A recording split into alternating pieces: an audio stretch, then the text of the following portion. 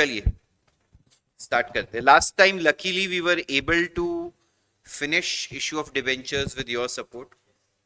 सबको चैप्टर अच्छे से समझा है? कुछ भी डिफिकल्टी फेस हुआ? मैंने पहले जो टेस्ट हुआ था अकाउंट्स का उसका सोल्यूशन भेज दिया है. दूसरे टेस्ट का ना मैं आज वो पेपर चेकर को भेजूंगा, तो hopefully by the weekend you will get your test papers corrected for second half of accounts. Vihan, तेरा वो टेस्ट पेपर का भाई इशू रिजॉल्व हुआ क्या?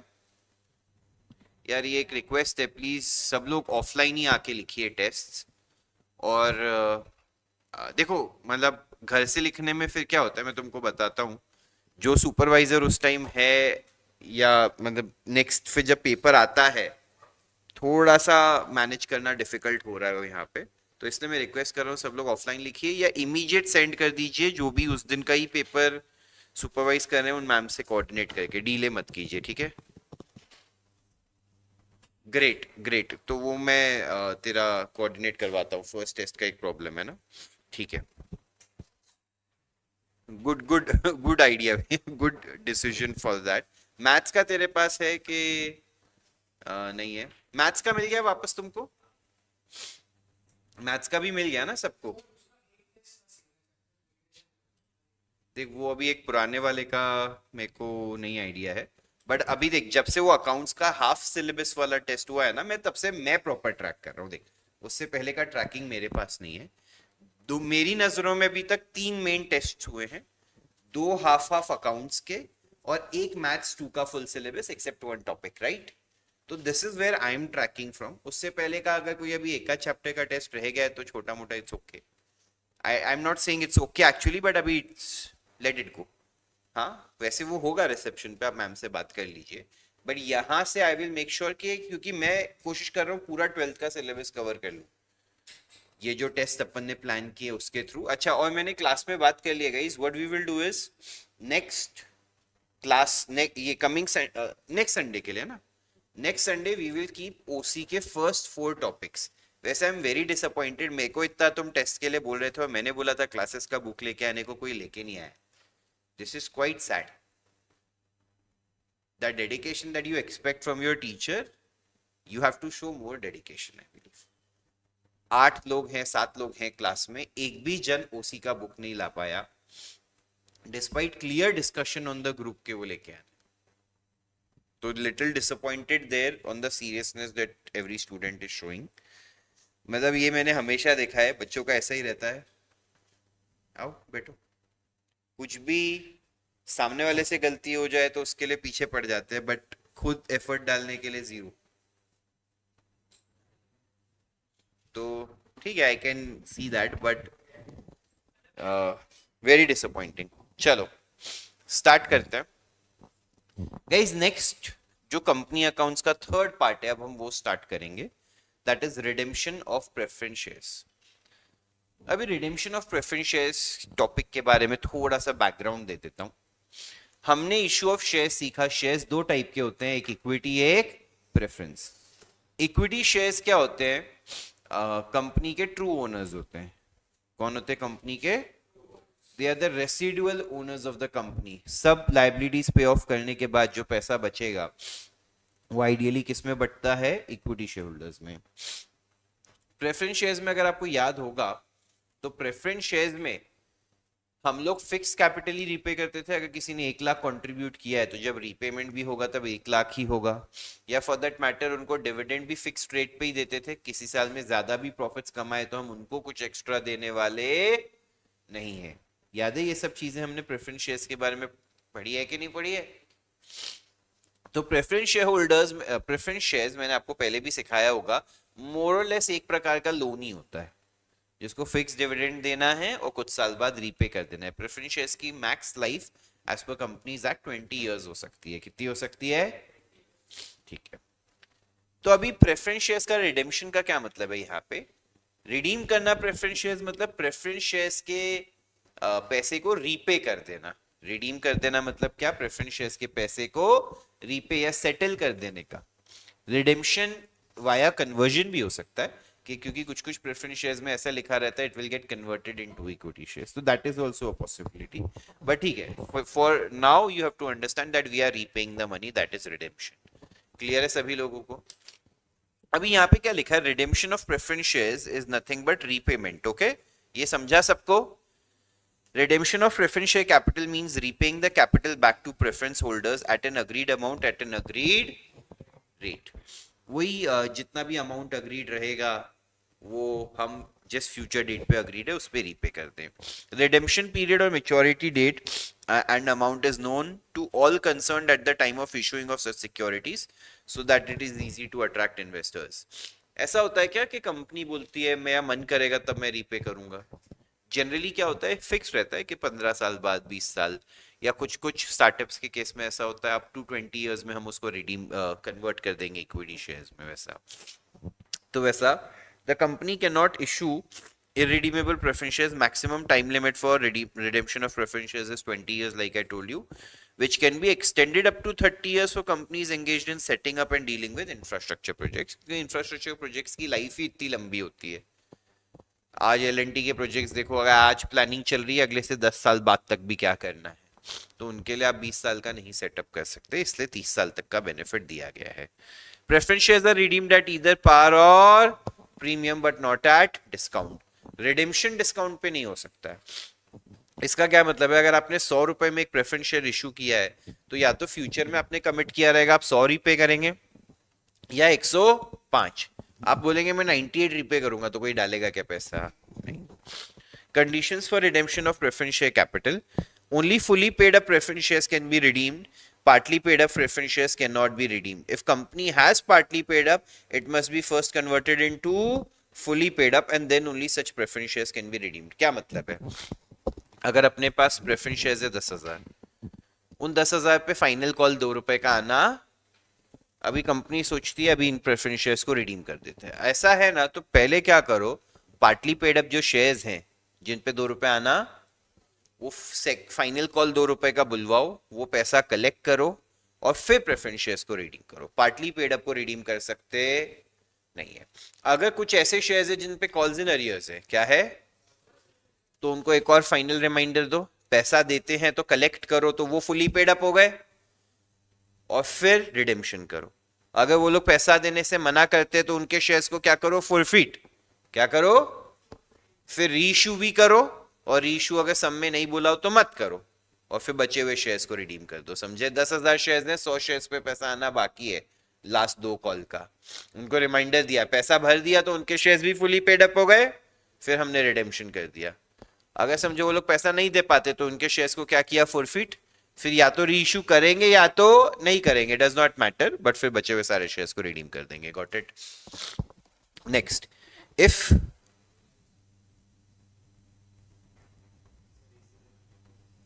नहीं भाई,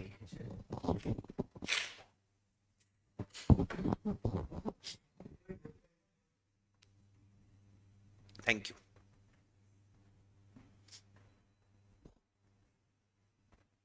एकदम चमक आ गई ना रूम में। अब मेरे को स्क्रीन नहीं दिख रही है।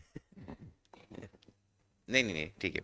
If final call is yet not made, make final call and receive all money, यही मैंने आपको बताया।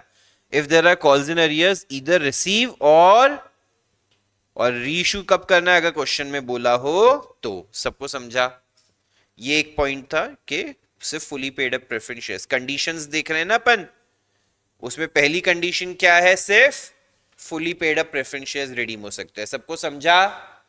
सेकेंड कंडीशन क्या है, redemption of preference share capital must not result into reduction of capital. इसका क्या मतलब है, अभी कंपनीज एक्ट ये चाहता है कि आप प्रेफरेंस शेयर्स को रीपे करने के चक्कर में कंपनी का ओवरऑल कैपिटल बेस कम ना कर दो।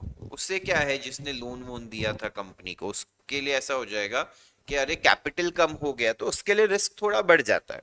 अगर मैंने समझो किसी कंपनी की बैलेंस शीट देखी, उसमें 1 करोड़ का इक्विटी शेयर कैपिटल था, 1 करोड़ का प्रेफरेंस शेयर कैपिटल, तो मेरे को लगा अरे 2 करोड़ का शेयर कैपिटल है, मैंने उस कंपनी को 80 लाख का लोन दे दिया, ये सोच के कि चल loan will be half the amount of the capital. अभी उन्होंने अगले साल अगर प्रेफरेंस शेयर्स रिडीम कर दिए तो उसने तो मेरे पैसे से प्रेफरेंस शेयर होल्डर्स को रीपे कर दिया। अरे हाँ या ना। तो लोन के पैसे से ऐसे प्रेफरेंस शेयर्स को रिडीम कर देगा तो यार लोन वाले का तो घाटा हो जाएगा कि नहीं हो जाएगा।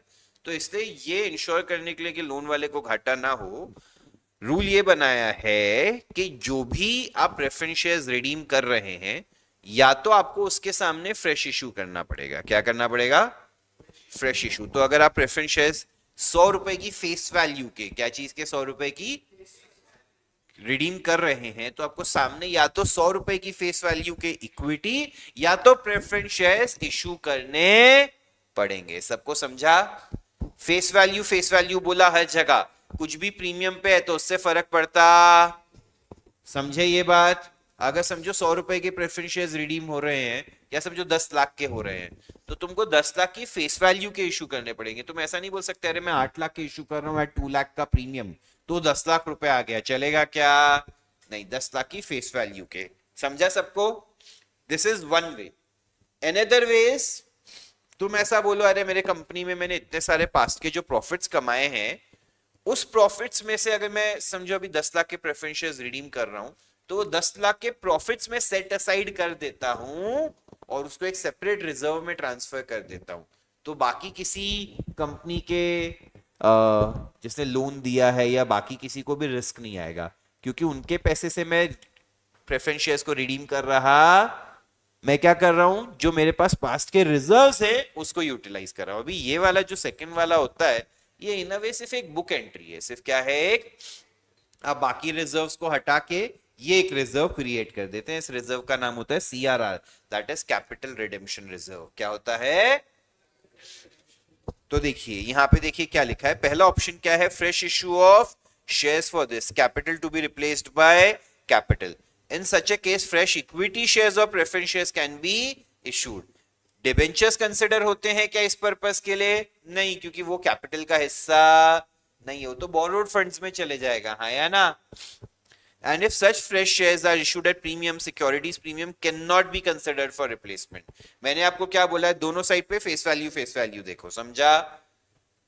As capital must be replaced by capital. सबको समझा? तो अगर 10 लाख के प्रेफरेंस शेयर्स रिडीम कर रहे हैं, नहीं रणवीर, इस पे प्रीमियम कैलकुलेट नहीं करना है, इज रॉन्ग। प्रीमियम अगर सब में बोला है तो कैलकुलेट होगा, बट ये जो तू एक वर्किंग नोट बनाएगा कि मैं 10 लाख के अगर प्रेफरेंस शेयर्स रिडीम कर रहा हूं तो सामने मेरा 10 लाख का फ्रेश इशू है कि नहीं है, तो वो फ्रेश इशू के लिए तेरे को सिर्फ फेस वैल्यू देखनी है। वो 10 लाख समझ, तू 3 लाख के प्रीमियम पे भी कर रहा है तो तू 13 लाख आ रहा है तेरे पास, बट यहाँ पे तू 10 लाख ही कंसिडर करेगा। We are reaping all the amount which was invested through preference shares. Yes Ranveer, आपका डाउट क्लियर है? यस। एक आध सम होएगा ना तो तुमको ये बेटर समझेगा। और यहाँ पे फिर दूसरा ऑप्शन क्या है कि क्या क्रिएट कर दो? CRR, out of divisible profits. मतलब क्या? वो प्रॉफिट्स जो एज डिविडेंड डिस्ट्रीब्यूट करने के लिए अवेलेबल हैं। ठीक है, जैसे जनरल रिजर्व हो गया, प्रॉफिट एंड लॉस अकाउंट हो गया, सारे नॉर्मल रिजर्व्स अवेलेबल होते हैं। कैपिटल रिजर्व्स ये वो सब अवेलेबल नहीं होते हैं, क्योंकि वो वन टाइम प्रॉफिट से बनते हैं या जैसे शेयर फॉर फीचर से बनते हैं, तो वो सब अवेलेबल होते नहीं है। हमेशा समझो डिविजिबल प्रॉफिट्स और कैपिटल रिजर्व्स में क्या अंतर होता है, एक बेसिक थोड़ा सा समझने की कोशिश करें। डिविजिबल प्रॉफिट्स वो होते हैं जो हमने डे टू डे बिजनेस से कमाए। किससे कमाए हैं? तो वो मतलब मेरे नॉर्मल कोर्स ऑफ बिजनेस में कमाए हैं, तो उससे मैं मेरे शेयर होल्डर्स को डिविडेंड दे सकता हूँ। कैपिटल रिजर्व्स क्या होते हैं? कोई वन टाइम प्रॉफिट हो गया, या जैसे सिक्योरिटीज प्रीमियम हो गया, मैंने शेयर होल्डर से एक्स्ट्रा प्रीमियम लिया, वो सारी चीजें वन टाइम होती है बिजनेस के लिए, तो उनसे हम डिविडेंड्स पे कर सकते नहीं है। ये एक बेसिक रूल है, समझे सब लोग? तो यहाँ पे आपको जो ट्रांसफर करना पड़ेगा वो किसमें से करना पड़ेगा? क्योंकि तभी फिर क्या होएगा, आपने जितना डिविजिबल प्रॉफिट से ट्रांसफर किया आप उतना फ्यूचर में डिविडेंड कम दे पाएंगे। हाँ है ना? तो लोन वाले को उतना बेनिफिट हो गया कि नहीं हो गया? आपने उतना ही पैसा डिविजिबल प्रॉफिट से यूटिलाइज करके दे दिया। सबको समझा? तो this is the logic. Example लेते हैं। समझो preference share capital of 10 lakh से कंपनी में, आज हम इसके रिडेम्पशन के लिए जाते हैं। ठीक है, कंपनी के पास जनरल रिजर्व है 1 लाख का, कंपनी के पास PNL अकाउंट में है 2 लाख। अभी कंपनी सोच रही है हमें फ्रेश इशू कितने का करना पड़ेगा. What is the amount of fresh issue that we need to do if we utilize all the reserves that are available? If we utilize, तो मुझे दोनों चीज CRR प्लस फ्रेश इशू मिला के कितने का करना है? कितने का करना है?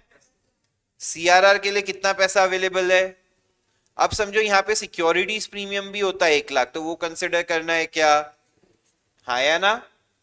समझे? उसको इग्नोर कर दो, ये 3 लाख हुआ. अरे क्या हुआ? Plus fresh issue is equal to 10 lakh, तो फ्रेश इशू मुझे कितने का करना पड़ेगा? समझो अभी हम इक्विटी शेयर्स इशू करने चाहते हैं, फेस वैल्यू 10 रुपीज है और इशू प्राइस मार्केट में हमारा चल रहा है 12 रुपीज. तो number of shares 7 lakh divide by 10 आएगा और 7 लाख डिवाइड बाय 12 आएगा. 10 आएगा. समझ रहे हो? क्योंकि इससे फेस वैल्यू देखनी है. तो आप 70,000 शेयर्स इशू करेंगे, उसमें आपको 8,40,000 रुपया मिलेगा. बट सिक्योरिटीज प्रीमियम अकाउंटिंग में तो आएगा, बट इस वर्किंग के लिए मैटर करता. सबको समझा? ऑनलाइन वाले भी, जिसका जो भी डाउट था, रणवीर स्पेशली, आपका क्वेरी क्लियर हुआ?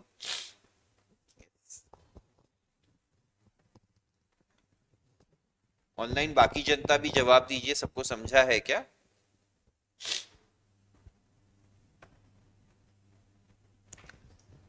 रात्रि, अगर हम 10 लाख के प्रेफरेंस शेयर्स रिडीम कर रहे हैं, कंपनी में अभी सिक्योरिटीज प्रीमियम 1 लाख का है, जनरल रिजर्व 1 लाख का है, पीएनएल 2 लाख का है, और कंपनी ऐसा डिसाइड करती है कि हम जितना हो सकेगा रिजर्व्स में से यूटिलाइज करेंगे, बैलेंस का हम क्या करेंगे? तो कंपनी 1 लाख और 2 लाख, ये 3 लाख रुपया यहां से यूटिलाइज करेगी, बैलेंस 7 लाख का फ्रेश इशू करेगी. समझा? अरे क्या हुआ?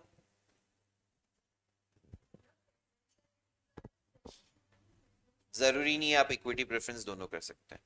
उससे पूछने से बेटर मुझसे पूछिए प्लीज. धात्री, क्लियर है आपको डाउट? हाँ, तो यहाँ पे 3 लाख रुपए इसमें से यूटिलाइज हो गया. सिक्योरिटीज प्रीमियम को हमने इग्नोर किया, वो बैलेंस शीट में जैसे पड़ा है वैसा का वैसा पड़े रह जाएगा. फ्रेश इशू हमको बैलेंस 7 लाख का करना पड़ेगा, जो 7 लाख के लिए भी समझो इक्विटी शेयर्स हमारे फेस वैल्यू 10 रुपए है, मार्केट में इशू प्राइस 12 चल रहा है, तो भी हम 7 लाख डिवाइड बाई 10 करके 70,000 शेयर इशू करेंगे. हमको पैसा मिलेगा 8,40,000, but capital to capital replacement सिर्फ 7 लाख का होगा. सबको समझा? कोई डाउट इसमें? ठीक है, आगे चलते हैं. डिविजिबल प्रॉफिट्स क्या है? वो प्रॉफिट्स जो अवेलेबल है for distribution as dividend to share holders. Examples क्या हैं? General reserve, reserve fund, revenue reserve, dividend equalisation reserve या पीएनएल अकाउंट. हाँ या ना? चलें आगे. और सीआरआर कैन बी, अच्छा, जो अभी यहाँ पे आप कैपिटल रिडेम्पशन रिजर्व क्रिएट करेंगे, क्या करेंगे? अभी फ्रेश क्रिएट किया ना इसके लिए 3 लाख का, जैसे यहाँ पे देख रहे हो, ये मैंने आपको बोला 1 लाख और 2 लाख किस में चले जाएगा? सीआरआर में, कैपिटल रिडेम्पशन रिजर्व. इसकी जर्नल एंट्री भी समझ लेते हैं. रिजर्व्स में कौन सा बैलेंस होता है? क्रेडिट. अभी खत्म करना है जनरल रिजर्व और पीएनएल को, तो क्या करूंगा? Debit. General reserve debit, PNL debit to नया रिजर्व क्रिएट करने के लिए, ये रिजर्व्स कम करने के लिए डेबिट, ये रिजर्व बढ़ाने के लिए क्रेडिट. तो बैलेंस शीट में जो रिजर्व्स एंड सरप्लस लिखते हैं ना अपन, उसमें ये दो, अब ये आएगा. समझे? Got it? अच्छा गाइज, ये सब में तो मैंने ऐसा एग्जांपल लिया कि हम रिजर्व्स पहले पूरे यूटिलाइज कर रहे हैं, फिर फ्रेश इशू कर रहे हैं. कभी कभार सब में आपको ऐसा भी ये हो सकता है, लेट से 80,000 शेयर्स हम इशू कर रहे हैं 10 रुपए के, तो बताओ अब रिजर्व्स कितना यूटिलाइज करना है? तो 80,000 इंटू 10, 8 लाख के शेयर्स आ गए, तो रिजर्व्स कितने का यूटिलाइज करना है? सिर्फ 2 लाख का. सबको समझा? कोई डाउट इसमें? क्लियर है ना ये चीज? आप कैसे भी कर सकते हैं, वो टोटल मिला के 10 लाख होना चाहिए. CRR plus fresh issue should be equal to face value of the preference share capital redeem. Clear है? हाँ या ना? ठीक है. तो मैं आपको क्या डिस्कस कर रहा था? हाँ, CRR can be utilized in the future, can be used in the future only for issue of fully paid up bonus shares, जो हम अगले टॉपिक में सीखेंगे बोनस शेयर्स से रिलेटेड. कि वो क्या बोल रहा है, जैसे ये डिविजिबल प्रॉफिट्स तो हम डिविडेंड्स के लिए यूज कर सकते थे, अब हम चाहते हैं कि ये जो है वो डिविडेंड के लिए यूज ना हो। That is the whole logic ना, कि बाकी जो कंपनी के स्टेक होल्डर्स हैं, जैसे जिसने लोन दिया है, ये दिया है, वो दिया है, उनका पैसा सिक्योर करने के लिए अपन क्या चाहते हैं, या तो उतना फ्रेश इन्वेस्टमेंट आ जाए, या अगर जो सीआरआर क्रिएट कर रहे हैं मतलब उतने का हम डिविडेंड ना दें। करेक्ट? अरे हाँ या ना? तो इसलिए हम लोग ने इसका क्या लिखा है, this can only be use to give bonus shares. Bonus shares एक बुक एंट्री होती है, रिजर्व्स को तुम कैपिटल में कन्वर्ट कर देते हो, कुछ फर्क पड़ता? समझे? बोनस शेयर्स क्या होता है? बोनस शेयर से कंपनी का कुछ कर्जा बढ़ता है क्या? कुछ फर्क नहीं पड़ता है। बोनस शेयर्स मतलब क्या? फ्री के शेयर्स। आपके अगर आज मार्केट में कोई एक कंपनी है जो बोनस अनाउंस करती है, उसका अगर मार्केट प्राइस 100 रुपया है, हाँ, जैसे ही बोनस अनाउंस करेगी समझो एक पे एक, उसका मार्केट प्राइस 50 रुपया हो जाएगा। बोनस शेयर्स का ये मतलब नहीं है ना कंपनी की वैल्यू डबल हो जाएगी। आज अगर मेरी कंपनी का वैल्यू 10 करोड़ है और 1 करोड़ शेयर्स हैं, तो एक शेयर 10 रुपए का हो गया। मैं बोनस अनाउंस कर दूंगा, कंपनी 20 करोड़ की हो जाएगी क्या? वरना तो सारी दुनिया बोनस अनाउंस कर करके आज 50,000 करोड़ पे पहुंच गई रहती। बोनस अनाउंस करने से वैल्यू सेम रहती है कंपनी की, सिर्फ शेयर्स छोटी वैल्यू के हो जाते हैं। तो 10 रुपए का शेयर अब 5 रुपए का हो जाएगा अगर मैं 1:1 का बोनस अनाउंस करता हूँ। समझे? एक शेयर के सामने एक शेयर अगर बोनस देता हूं तो वो शेयर की वैल्यू क्या हो जाएगी? आधी। बट हाँ, जिस दिन बोनस अनाउंस होता है मार्केट में शेयर प्राइस क्यों बढ़ जाता है वो भी समझो। मार्केट में शेयर प्राइस इसलिए बढ़ता है क्योंकि मार्केट में उन शेयर्स की लिक्विडिटी बढ़ जाती है। लिक्विडिटी बढ़ जाती है क्या मतलब है कि 10 रुपए का शेयर समझो, अभी कोई 1000 रुपए का शेयर है, तो उसमें क्या होता है, कुछ लोग नहीं इन्वेस्ट कर पाते, बट जैसे ही वो 1000 का शेयर अब 500 का हो जाएगा तो more people will be able to invest. तो लिक्विडिटी बढ़ जाती है। प्लस व्हाट हैपेंस इज कि इसका ये मतलब है कि कंपनी के पास उतने रिजर्व्स हैं टू गिव दैट बोनस। तो मतलब कंपनी के सारे अक्यूमुलेटेड प्रॉफिट्स ही है ना, इसीलिए कंपनी उस चीज का मार्केट में एक पॉजिटिव सिग्नल जाता है। समझे? इन केस 10 लाख के शेयर्स इशू हो रहे हैं तो जीआर कितना यूज होगा? तो 0 यूज होगा। That's correct. ठीक है? अगर पूरे 10 लाख की फेस वैल्यू के हम फ्रेश इशू कर दें तो आपको कुछ भी डिविजिबल प्रॉफिट्स यूटिलाइज करने की आवश्यकता नहीं है। क्लियर है सभी लोगों को हर scenario? Next.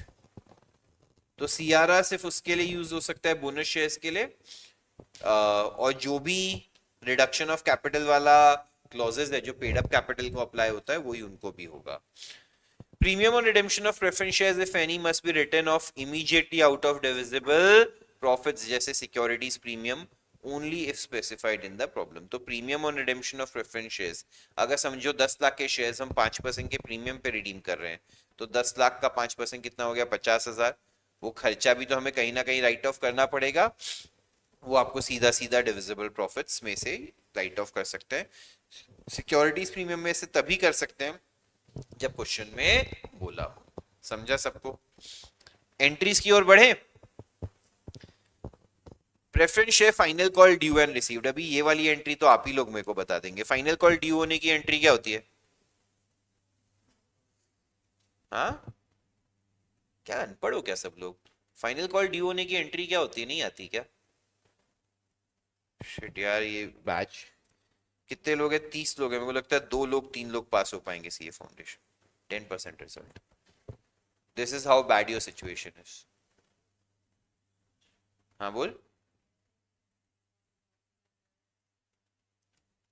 Calls in arrears भी आ जाएगा इसमें। एक सेकेंड, एक जन को बोलने दो। बोल। तो ये इतना सोचने की जरूरत ही क्या थी? ये तो दोनों तो ऐसे मुंह बना रहे हैं इनको जैसे मैंने पता नहीं क्या किडनी मांग ली हो इनकी। फाइनल कॉल कितना इजी है, हर हर सम में ये अप्लाई होता है। I can not imagine people have no clue about this. कोई भी call for that matter, allotment, first call, second call, सबकी सेम एंट्री होती है। पैसा ड्यू करने की हमेशा वर्ड भी यूज किया है हमेशा, ऐसा नहीं आज कोई नया टर्मिनोलॉजी यूज कर लिया हो। Preference share final call account debit to preference share capital account. Asset बढ़ाने के लिए डेबिट, लाइबिलिटी बढ़ाने के लिए क्रेडिट। हाँ या ना? घर पे लोग जीरो पढ़ाई कर रहे हैं। जीरो हो गया इश्यू ऑफ शेयर्स पढ़ के तेरा मेरे सिखाने के बाद? छोड़ना क्या करेगा, एंजॉय कर लाइफ में, ये सब पढ़ाई वढ़ाई फालतू है। मैं सच्ची बोल रहा हूँ, मत पढ़ा कर प्लीज। तो एक बार घर पे जाके मेरे से बात करवा देना, क्यों ये सब पढ़ने में टाइम वेस्ट करना है। मैं भी उनको बोलूंगा, क्या आपका बच्चा इतना अच्छा है कि जैसे ही वो बड़ा होएगा, बिल गेट्स अपनी दौलत में से उसको 100 करोड़ रुपए दे देगा।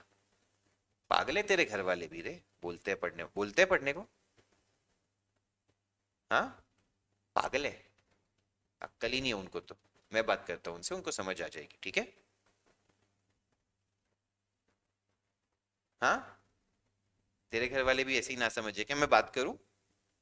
पढ़ने को बोलते हैं देखो, क्या पागल है। अपन उनको समझाएंगे। तुम सबके जिसके भी घर वाले ऐसे बेवकूफ है कि बच्चे को बोल रहे पढ़ो, तुम सबका 100 100 करोड़ का डील हो गया है ना यार, तो क्यों पढ़ने की जरूरत है अपने को। अपन बात करते हैं सबके घर वालों से, we will get them to their senses, okay, don't worry. Final call due होने की एंट्री नहीं आ रही है, it is very embarrassing. Introspect yourself where your life is going, I can not imagine. Accounts तो एटलीस्ट ऐसा subject होना चाहिए कि भैया जब टीचर पूछे इमीडिएट आंसर आना चाहिए। अब मेरे को बताओ, आप चार्टर्ड अकाउंटेंसी का कोर्स कर रहे हो, where else do you think your life is going. आना चाहिए कि नहीं आना चाहिए। अरे क्यों, रॉन्ग हो जाता ना मैक्स, जिंदगी भर चुप रहेगा क्या। रॉन्ग होता तो मैं मारता क्या तेरे को। मेरे को खुशी होती ना तूने ट्राई किया, मैं थोड़ा सा मजाक उड़ा लेता, ये एंट्री नहीं वो एंट्री नहीं। एटलीस्ट मुझे ये तो एहसास होता है, कुछ एंट्रीज तो आती है, सिर्फ तू क्वेश्चन अच्छे से नहीं समझ पाया। नहीं भाई, बहुत सीरियस चैलेंज है ये, सीरियसली। इसको रिसीव करने की एंट्री क्या होगी बताओ।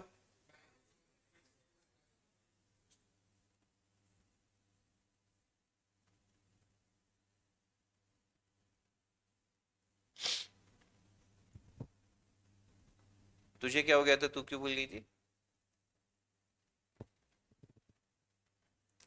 सिर्फ टाइम पास करते रहो सब लोग।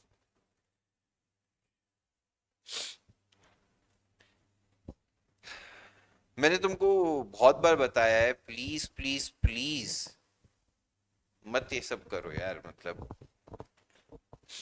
कॉल्स इन एरियर्स भी आएगा, अगर रहेगा तो आएगा, बट ठीक है, नहीं है तो नहीं आएगा। अगर कोई, ठीक है आगे बढ़ते हैं, वो तो यार आप लोगों को पता ही है, कॉल्स इन एरियर्स आएगा तो receipt of calls in arrears on preference shares, ठीक है।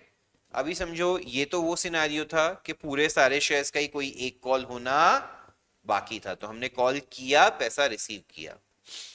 अब समझो कोई 100 शेयर्स है जिसपे कोई कॉल्स इन अरियर्स है, अभी वो आना बाकी है। मैडम आप एंट्री बताइए, कॉल्स इन अरियर्स का पैसा आएगा तो क्या एंट्री होगी।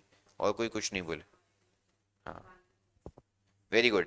बैंक का असेट बढ़ जाएगा, bank account debit to calls in arrears, very good, very good Ranveer also, क्या बात है। Bank account debit to calls in arrears, सबको समझा, ये सब सिखाया हुआ है यार। नेक्स्ट,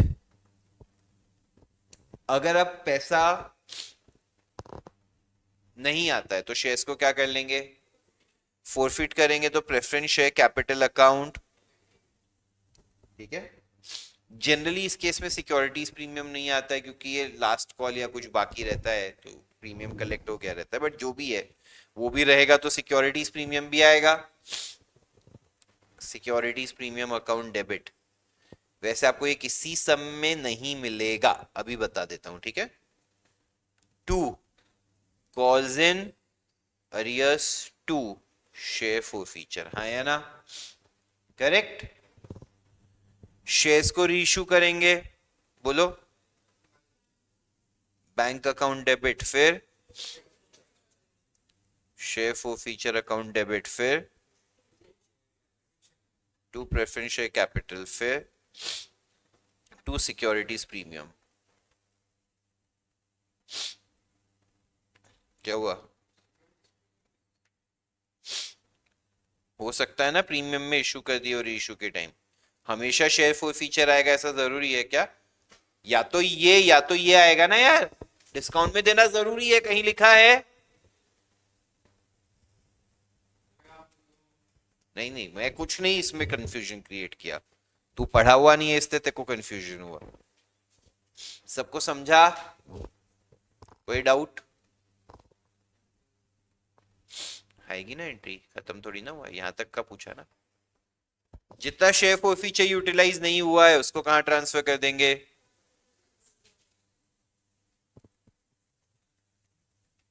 अभी शाना बनेगा। बेसिक एंट्री आती नहीं, अभी हीरो बनना है। गाइस, मैं जानता हूँ काफी बच्चों को ऐसा लग रहा रहेगा सर आप जो बातें बोल रहे हो वो बहुत हार्श है, बट मैं सीरियसली वरीड हूँ। मतलब I am seriously worried about you guys. तुमको ऐसा लगता रहेगा अरे नहीं भाई इतना टेंशन का बात नहीं है, वो भी देख मस्ती कर रहा है। कोई भी अगर तुम्हारा दोस्त बोलता है अरे मैं तो कुछ नहीं पढ़ रहा हूँ, तुमको बेवकूफ बना रहा है, और तुम बन रहे हो। सैडली मेरे पास वही सारे बच्चे हैं जो बेवकूफ हैं, जो दूसरे से इंस्पायर हो रहे हैं, अरे ये आवारागर्दी कर रहा है वो कर रहा है। और मैं बहुत सीरियस हुआ, मैं मजाक नहीं कर रहा हूँ। रणवीर धर्मवीर तुम दोनों को तो स्पेशली मैं ये धमकी दे रहा हूँ, तुम दोनों अभी समझ जाना, अगर टेस्ट पेपर के दिन आके एक भी बातचीत हो जाती है, एक भी, I will not let you attend any of the test going ahead, no matter what. No matter what. Don't take this time as a joke. Don't test my patience to this level. And if you are not able to control yourself, you write from home. Don't let it be a compromise for others. नहीं Ranveer, it does not matter. मैं जिन students को मैंने regularly observe किया है मैं उनको बोलूंगा, इन लोग को भी जो क्लास में बैठे हैं यहाँ पे, तुम्हारे सारे चंगू मंगू, उनको भी धमकी दी है मैंने, चिंता मत कर। सिर्फ अकेले तेरे को नहीं बोल रहा। और वापस से याद रखना, कल को तू और चार लोग मिलके किसी का मर्डर कर देते हो ना, कोर्ट में ये जस्टिफिकेशन नहीं चलेगा कि सर मैंने अकेले ने मर्डर नहीं किया है। कोर्ट पहले तेरे साथ डील करेगा, तू अपने पे ध्यान दे, बाकी सबका जाने दे। तो तू चुप रह सकता था ना, अगर बाकी लोग मस्ती कर रहे थे तू मेरे को कॉल करके बोल सकता था।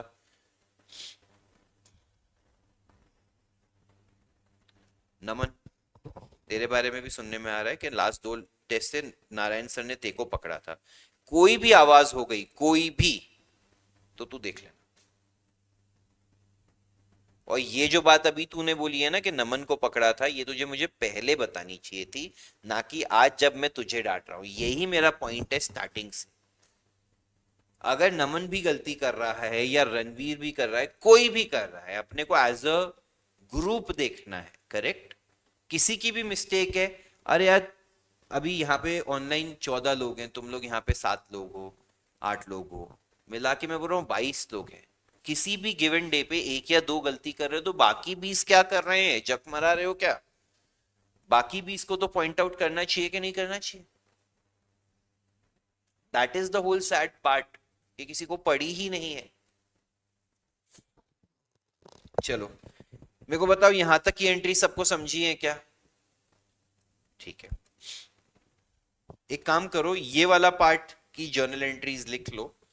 ये सारी वही एंट्रीज है जो हमने पास्ट में पढ़ी हुई है, ठीक है? फिर हमने जो नया वाला पार्ट है उसके लिए हम अभी सीखेंगे, ठीक है?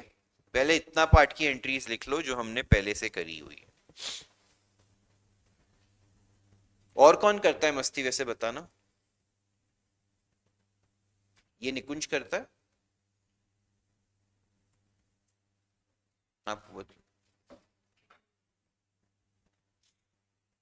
निकुंज, आवाज भी नहीं निकलनी चाहिए। मौन व्रत लेके आना घर से।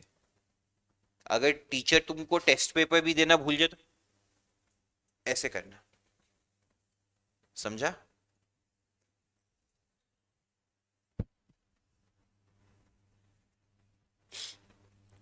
तुम्हारा पूरा ग्रुप अगर बोलता हुआ भी नजर आया ना उस दिन क्लासरूम के अंदर स्टेप इन करने के बाद, तो तुम देख लेना।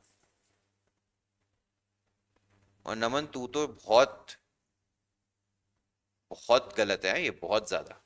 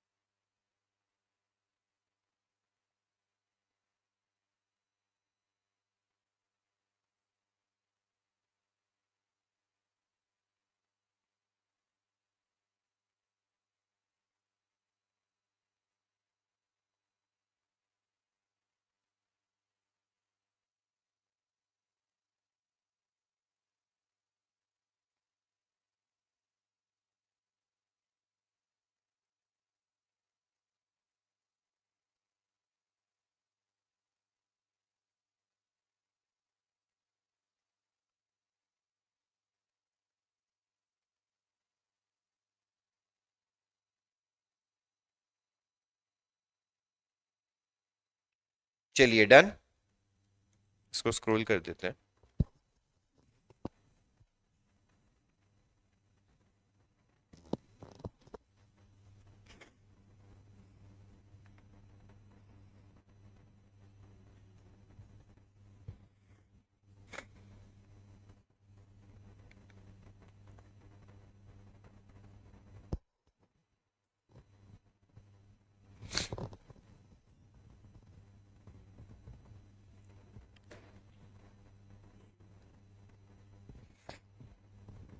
चलूं आगे। नेक्स्ट, अभी अगर फ्रेश इशू पार पे होता है तो जर्नल एंट्रीज क्या होंगी? बहुत ही simple, bank account debit to equity share capital और प्रेफरेंस शेयर कैपिटल। राइट और रॉन्ग गाइस? प्रीमियम पे होता है तो bank account debit to equity share capital और preference share capital to easy tough. ये दोनों एंट्रीज तो मतलब बहुत ही ज्यादा इजी है। सीआरआर क्रिएट करने की एंट्री क्या होगी? जो भी डिविजिबल प्रॉफिट्स है उनको कम करने के लिए divisible profits account debit to CRR account. सब अग्री करते हैं? डिविजिबल प्रॉफिट्स एक कैटेगरी हो गई, जनरल रिजर्व उसमें एक टाइप हो गया। One of the divisible profits is general reserve. ऊपर एग्जांपल्स में अपन ने पढ़ा ना, ये देख, ये वाला पढ़ ले, तो वो उसका एक एग्जाम्पल है, समझा? फिर अगर यार इसमें रिडेम्पशन की एंट्री आई क्या? अच्छा हाँ, अगले पेज में। कभी कभार हम ये डिबेंचर्स रिडीम करने के लिए हमारे पास पैसे की कमी रहती है, तो what we do is we sell some of the shares as investments as well. काफी बार कंपनीज क्या करती हैं, उनके पास जो भी इन्वेस्टमेंट पड़ा है उसको सेल कर देती है कि वो पैसे को भी हम यहाँ पे यूटिलाइज कर सकें। जब भी आप इन्वेस्टमेंट बेचेंगे तो एंट्री क्या होगी? Bank account debit to investments का असेट कम हो जाएगा। अब अगर लॉस होता है तो loss on sale of investments debit हो जाएगा। प्रॉफिट होता है तो to profit on sale of investments आ जाएगा। हाँ या ना? क्लियर है ये बात? अच्छा, अगर लॉस हुआ है तो फिर लॉस को पीएनएल में ट्रांसफर करने की एंट्री क्या होगी? PNL account debit to loss on sale. हाँ या ना? लॉस ऑन सेल को पहले डेबिट किया था, आगे क्रेडिट करके पीएनएल में ट्रांसफर कर दिया। प्रॉफिट रहेगा तो एंट्री क्या होगी? Profit on sale of investments to PNL. Please बताइए, क्लियर है सभी लोगों को? कोई डाउट इसमें? ठीक है, आगे चल के अभी प्रेफरेंस शेयर्स रिडीम करने की क्या एंट्री होगी वो देख लेते हैं। ये बहुत इंपॉर्टेंट एंट्री है, बहुत important in the sense this is something new as compare to what you have done so far, right? सबसे पहले रिडेम्पशन जब ड्यू होएगा या पेएबल होगा प्रेफरेंस शेयर होल्डर्स को, अभी मेरे से ऐसे क्या होएगा? प्रेफरेंस शेयर कैपिटल की लायबिलिटी। यार आदित्य, इन्वेस्टमेंट की एंट्री ये 11वीं की एंट्री है भाई। समझ, तेरा 100 रुपए का इन्वेस्टमेंट है, तूने 105 में बेचा, तो यहाँ पे बैंक में 105 आएगा, 100 रुपया इन्वेस्टमेंट का असेट कम होएगा और 5 रुपया तेरा प्रॉफिट। This is scenario 1। अगर तूने 100 रुपए का इन्वेस्टमेंट है 98 में बेचा तो 2 रुपया तेरे लॉस में आ जाएगा। That's it. ठीक है, लॉस पहले डेबिट किया था, खत्म करने के लिए तू क्या करेगा? क्रेडिट पीएनएल में ट्रांसफर कर देगा। और प्रॉफिट पहले क्रेडिट किया था, खत्म करने के लिए डेबिट और पीएनएल में ट्रांसफर कर देगा। अभी समझा? सबको समझा है ना यहाँ तक? ठीक है, अभी प्रेफरेंस शेयर्स कैंसिल करने के लिए या रिडीम करने के लिए क्या एंट्री होगी? बहुत सिंपल है, मेरे सर से प्रेफरेंस शेयर कैपिटल की लायबिलिटी कम हो जाएगी, कम करने के लिए डेबिट। जो हम एक्स्ट्रा पैसा देने वाले हैं प्रीमियम ऑन रिडेम्पशन, वो भी यहाँ पे आ जाएगा। Premium on redemption of preference shares account debit to कहां चले जाएगा? Preference share holders. क्लियर है सभी लोगों को? हाँ या ना? ये लाइबिलिटी कम करने के लिए डेबिट, ये खर्चा बढ़ाने के लिए और ये लायबिलिटी बढ़ाने के लिए, समझा? अगर प्रीमियम, एक और चीज बहुत इंपॉर्टेंट है, ध्यान से सुनो। जैसे अभी हम लोग ने इशू ऑफ डिबेंचर्स किया, देखा आपने? इशू ऑफ डिबेंचर्स टॉपिक हमने सीखा। उसमें काफी बार हमने क्या किया, प्रीमियम और रिडेम्पशन ऑफ डिबेंचर्स को स्टार्टिंग में ही अकाउंट कर लिया कि नहीं किया? आपको याद है premium on issue of debentures का, उसका loss on issue of debentures करके हम स्टार्टिंग में ही कर लेते थे कि नहीं कर लेते थे? अब यहाँ पे जब मैं प्रीमियम ऑन रिडेम्पशन लिख रहा हूँ, एक्सपेंस लिख रहा हूँ ना जब, तो मैं अजम्पशन ये ले रहा हूँ कि ये ऑलरेडी उन्होंने रिकॉर्ड किया हुआ नहीं है। अगर उन्होंने पहले ही रिकॉर्ड कर लिया होगा तो मैं लिखूंगा ये एक्सपेंस कम नहीं हो रहा है, मैं बोलूंगा ये लाइबिलिटी कम हो रही है, हाँ या ना? वापस से गाइस, ये बहुत इंपॉर्टेंट चीज है जो मैं रिपीट कर रहा हूँ, ये यहाँ पे ऐसा लिख देता हूँ, if already recorded. I don't think ऐसा कोई सम है, but just to give you a logic, जब हमने प्रेफरेंस शेयर्स भी इशू किए होंगे, हो सकता है हमने उसका भी प्रीमियम और रिडेम्पशन रिकॉर्ड किया हो लॉजिकली, हाँ या ना? तो अगर वो प्रीमियम और रिडेम्पशन आपने पहले ही एज अ लाइबिलिटी रिकॉर्ड कर लिया है, तो अभी आपका खर्चा बढ़ेगा। अब आप क्या बोलेंगे, मेरा लाइबिलिटी कम हो रहा है, वो दोनों मिला के अमाउंट किस में ट्रांसफर हो गया, प्रेफरेंस शेयर होल्डर्स, और फिर उसको जब पे करेंगे तो पे कर देंगे। प्लीज बताइए, सबको समझा? Assuming we are in scenario one, जब हमने वो एक्सपेंस पास्ट में प्रोवाइड किया हुआ नहीं है, तो अभी क्या करना पड़ेगा, इसको राइट ऑफ करना पड़ेगा। तो राइट ऑफ करेंगे तो हमारे जो डिविजिबल प्रॉफिट्स हैं वो कम हो जाएंगे, या सिक्योरिटीज प्रीमियम भी only if allowed by question, हाँ या ना?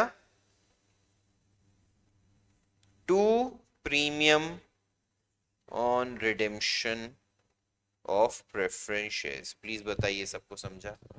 यहाँ पे securities premium only if allowed क्यों लिखा? क्योंकि अगर आपको याद हो, out of divisible profits you securities premium only specified in the problem, हाँ या ना?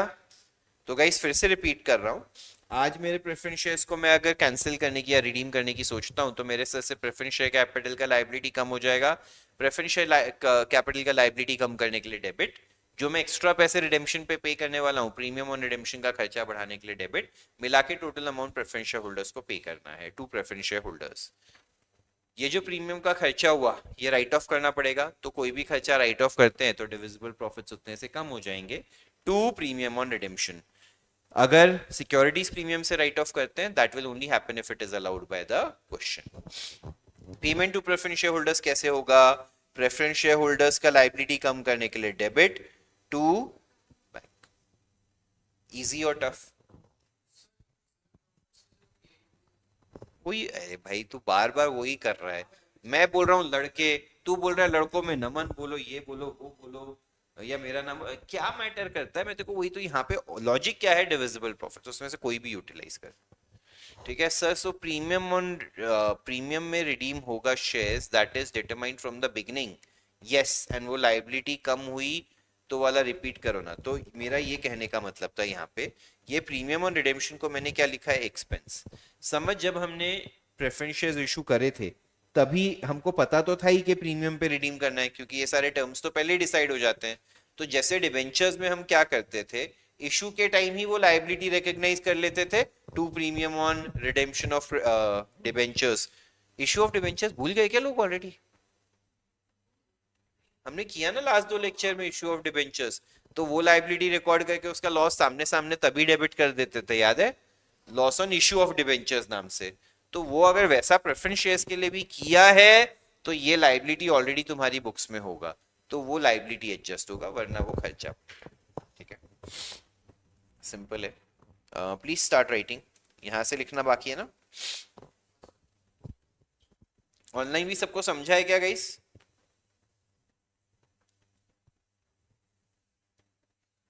ठीक है, बट वापस से अभी मैं कहूंगा, ये जो आगे के टॉपिक्स है ना, वो ऐसे हैं जिसमें आपको ना सम किए बिना ना उतना अच्छे से नहीं समझेगा। थियरी थियरी एंट्री समझ जाएंगी, एक एक एंट्री समझ जाएगी, बट एक पूरा जब सम करोगे तो समझेगा कि एक्चुअली चैप्टर में हो क्या रहा है ना? तो थोड़ा सा टाइम दीजिए, आज हो जाएगा वो चीज। 6 ही सम है आई बिलीव इस टॉपिक में, 6 सम्स, राइट? आज खत्म तो शायद नहीं होएगा, क्योंकि वो 6 सम में बैलेंस शीट भी बहुत बार बनाना है, बट काफी हद तक आपकी अंडरस्टैंडिंग क्लियर हो जाएगी।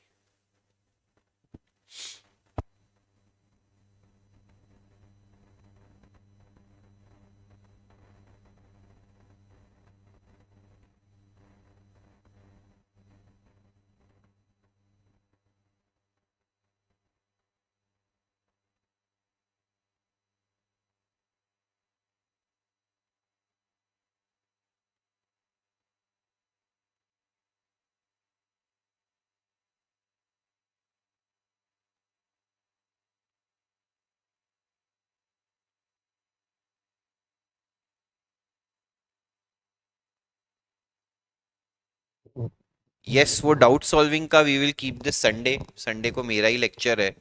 क्या टाइमिंग रखा है मेरे लेक्चर का? टाइम टेबल में 9 to 12 है क्या?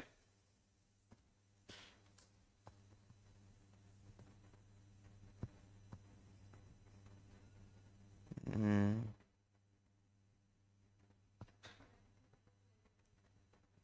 9:30 to 12:30 है ना? तो मैं अभी बता देता हूँ मैं।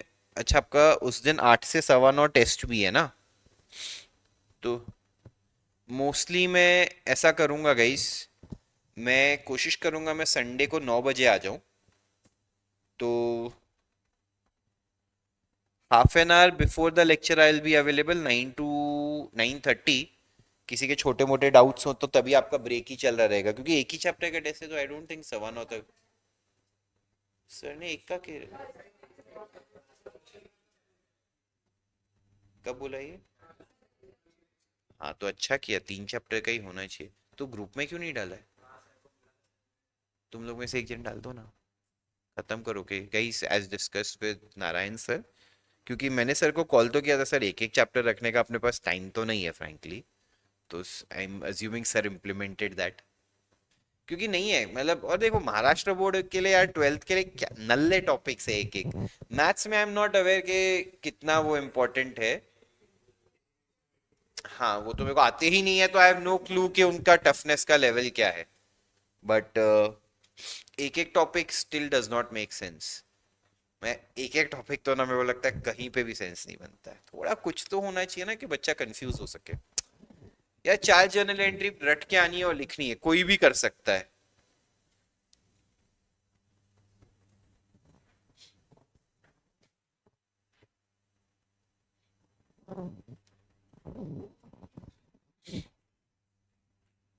नहीं तो फिर मैं एक काम करता हूँ, मैं पहले नहीं आता हूँ। 12:30 to 2 में अवेलेबल रहूंगा। 12:30 to 2। Guys, Sunday 12:30 to 2 I will be available in class post my lecture for any doubt solving that is needed. यार, ये इंडिपेंडेंस डे छुट्टी चाहिए क्या? क्या जाके ऐसे झंडे के सामने ऐसे खड़े रहोगे, बोलोगे देश तेरे लिए कुछ करेंगे नहीं, बट ड्रामे जरूर करेंगे? रील बनाने के लिए जाओगे? मैं तो बोलता हूँ पढ़ोगे तो देश को ज्यादा खुशी होगी। क्या? तो तू पढ़ना बेशरम, दूसरों को भी नहीं पढ़ने देता एक तो टेस्ट में आके। तू तो बहुत लाफे खाने वाला है बेटा, मेरे को नहीं पता था तू ये कर रहा है। तो भाड़ में जाए ना, बेशरम। ऊपर से आर्ग्यू बोल रहा है कि टैली नहीं हो रहा था तो मैंने कॉपी किया। थोड़ी भी शर्म लिहाज है कि नहीं है? रुक, अभी मैं तेरे डैड को कॉल करके बोलता हूँ। सर, मैंने क्लास में बोला तू कॉपी कर रहा था, बोलता है मेरा टैली नहीं हो रहा था तो मैं कॉपी कर रहा था। रुक ना, नहीं मैं अभी बात तो करता हूँ। I will speak to him once. कौन ज्यादा गुस्सा करता है, मॉम या डैड? सारी दुनिया। स्क्रॉल कर रहा हूँ आगे। क्या बेशर्म जैसी बात है, ऊपर से प्राउड भी हो रहा है कि टैली नहीं हो रहा। बहुत गलत है। यहाँ पे नहीं होएगा, एक बार चल जाएगा, एग्जाम में कैसे करेगा अगर तू ऐसे कॉपी कर करके जाएगा तो? यही तुम सबको कब से समझा रहा हूँ, क्लासेस के टेस्ट में बेवकूफ लोग कॉपी करते हैं, बेवकूफ। यहाँ पे तो कोई बर्डन नहीं है यार, कितना भी मार्क्स ले आओ, ये तुम्हारे असेसमेंट के लिए है।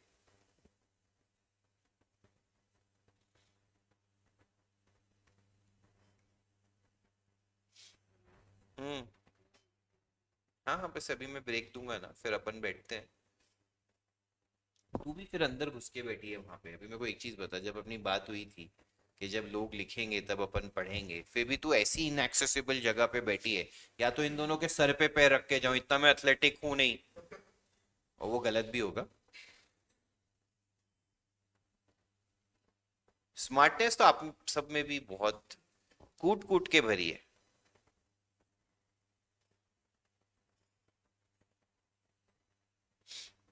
क्या डिस्कस करना है एनपीओ में, बता मेरे को।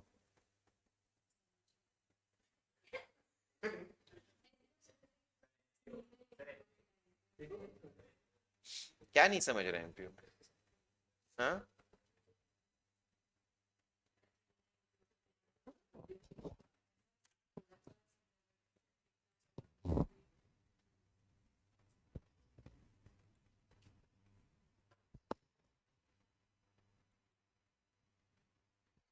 तो फिर आज थोड़ा सा एनपीओ ही करवा दूं क्या?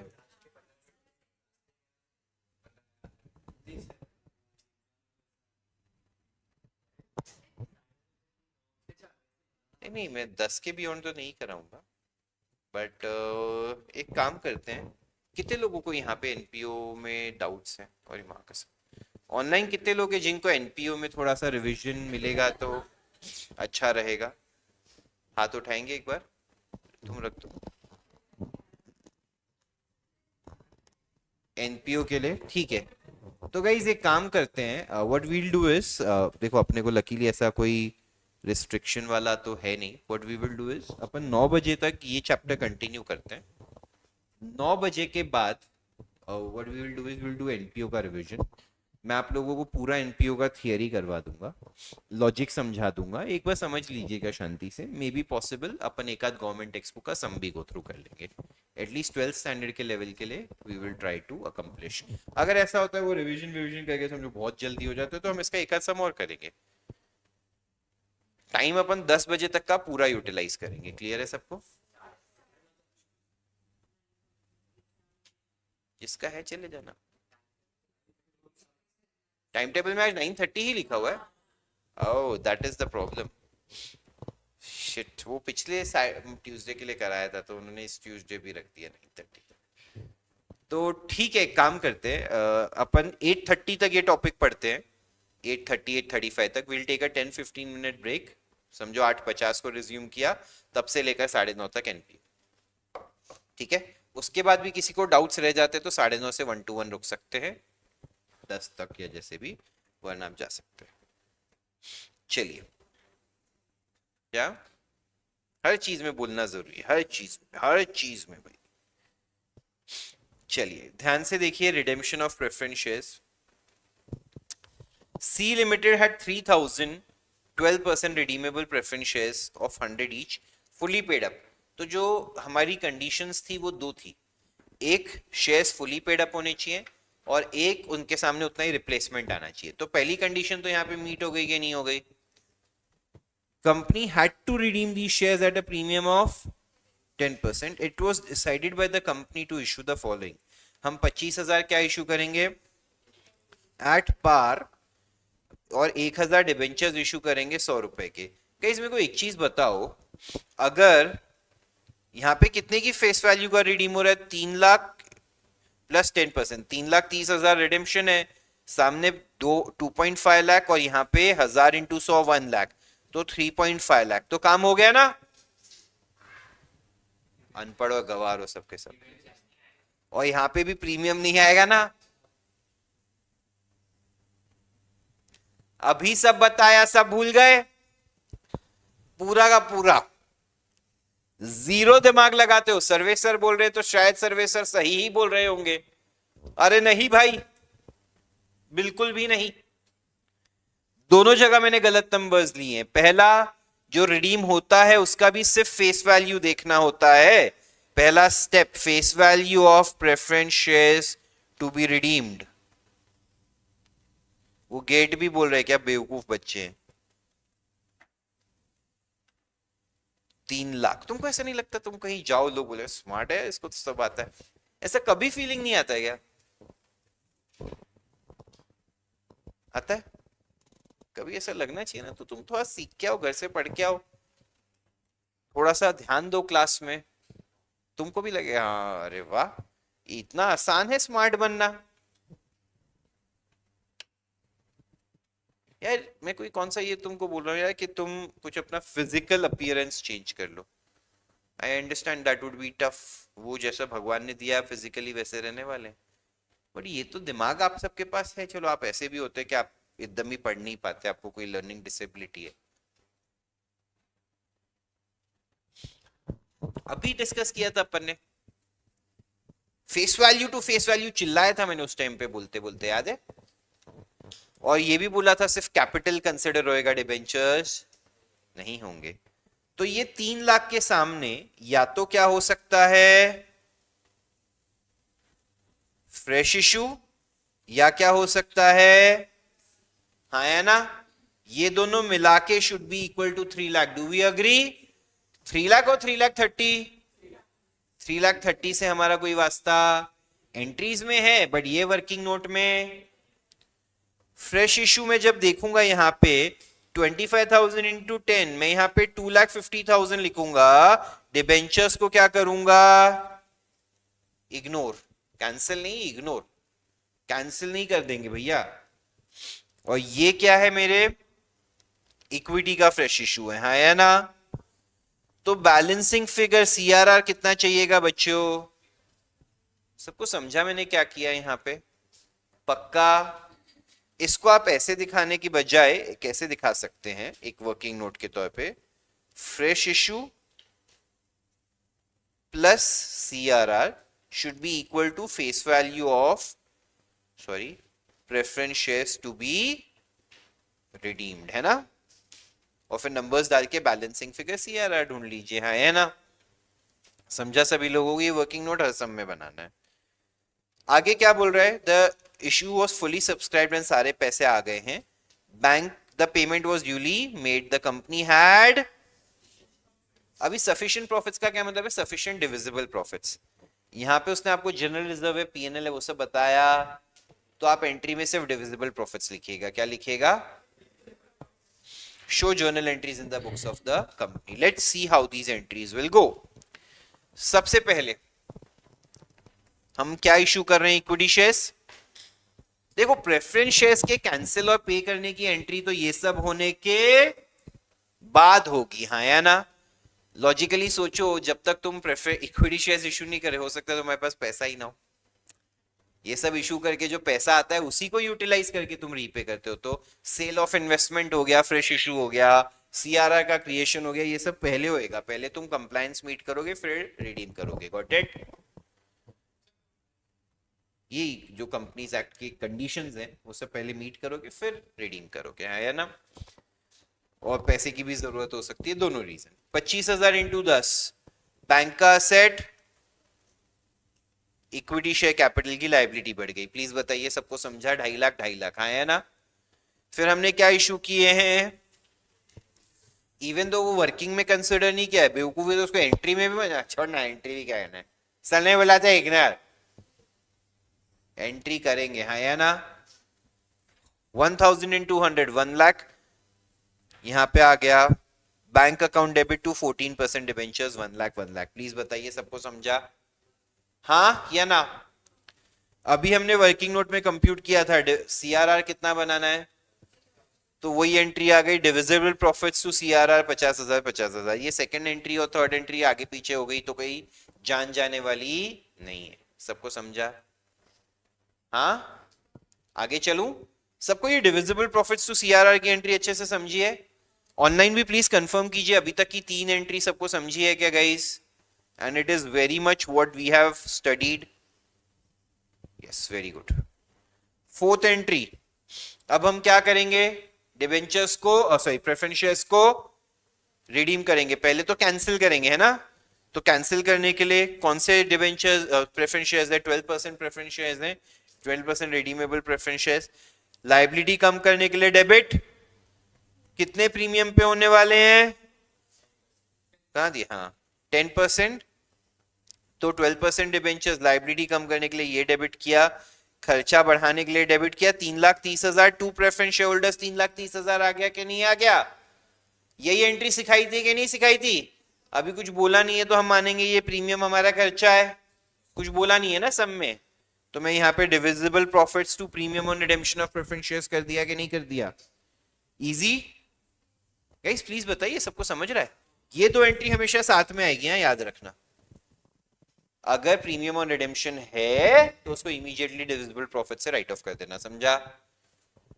और फिर क्या कर देंगे, पे कर देंगे preference share holders to bank 3,30,000 3,30,000।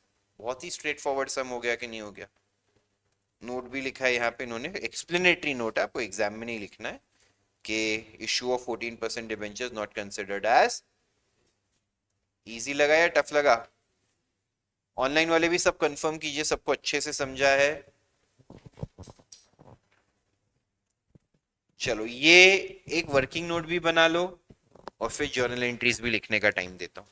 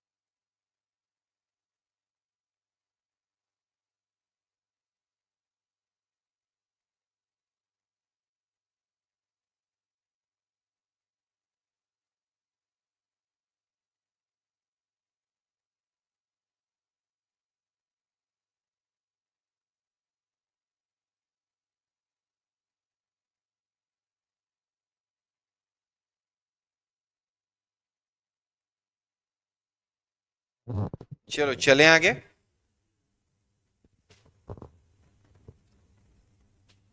हाँ विहान बोलिए।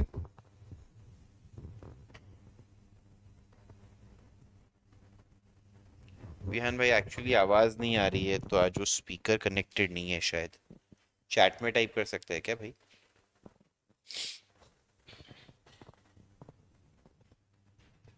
आजकल तो रहता है, पता नहीं आज ही नहीं है।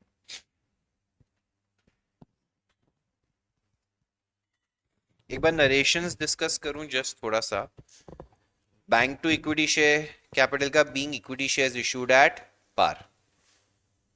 डिविजिबल प्रॉफिट्स का being necessary amount transfer to CRR out of divisible profits. Debentures issue का being 14% debentures issued at par. Redemption का being 12% redeemable preference shares. Redemption due कैसे करेंगे, रुको। Transfer to preference share holders account या being redemption due on 12% preference shares. फिर उसके बाद divisible profits to premium के लिए being premium on redemption of preference shares adjusted against divisible profits, and being preference shareholders, being payment made to preference shareholders. Sir, if liability was reducing in premium on redemption, then would it have been adjusted against divisible profits? Obviously not. Rehan, obviously not. इसका ये मतलब है वो entry तुमने past में already pass कर ली होगी. That is the assumption that you take. वही तो अपन ने बोला था, तब भी बोला था मैंने ये चीज, ठीक है? चलिए अभी इसमें एक और सम कराऊं या ब्रेक दे दूं, और फिर क्योंकि 2.5 घंटा ही है तो let's take a break till 8:45, और फिर 8:45 sharp we'll start with NPO कि अपने पास एग्जैक्ट 45 मिनट्स रहे। ठीक है, अगर एंड में टाइम बच गया 10 एक मिनट तो हम एक सेकेंड क्वेश्चन और कर लेंगे। ठीक है, that works for everyone online as well.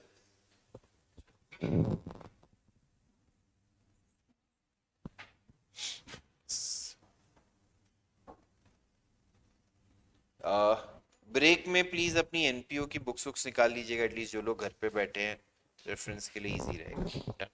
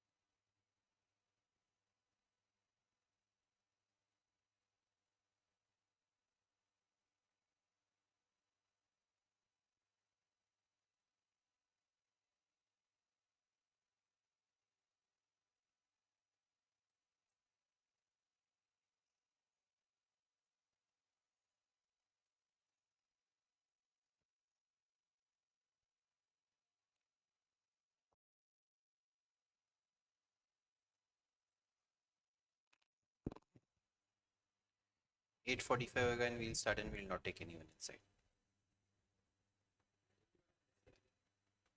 पागल बने के लिए मैं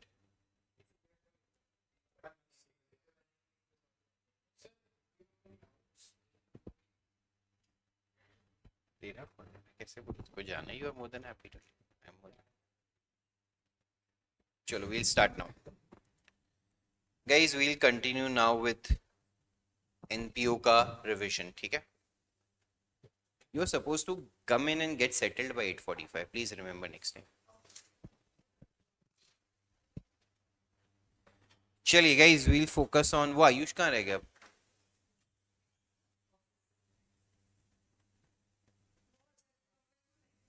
वो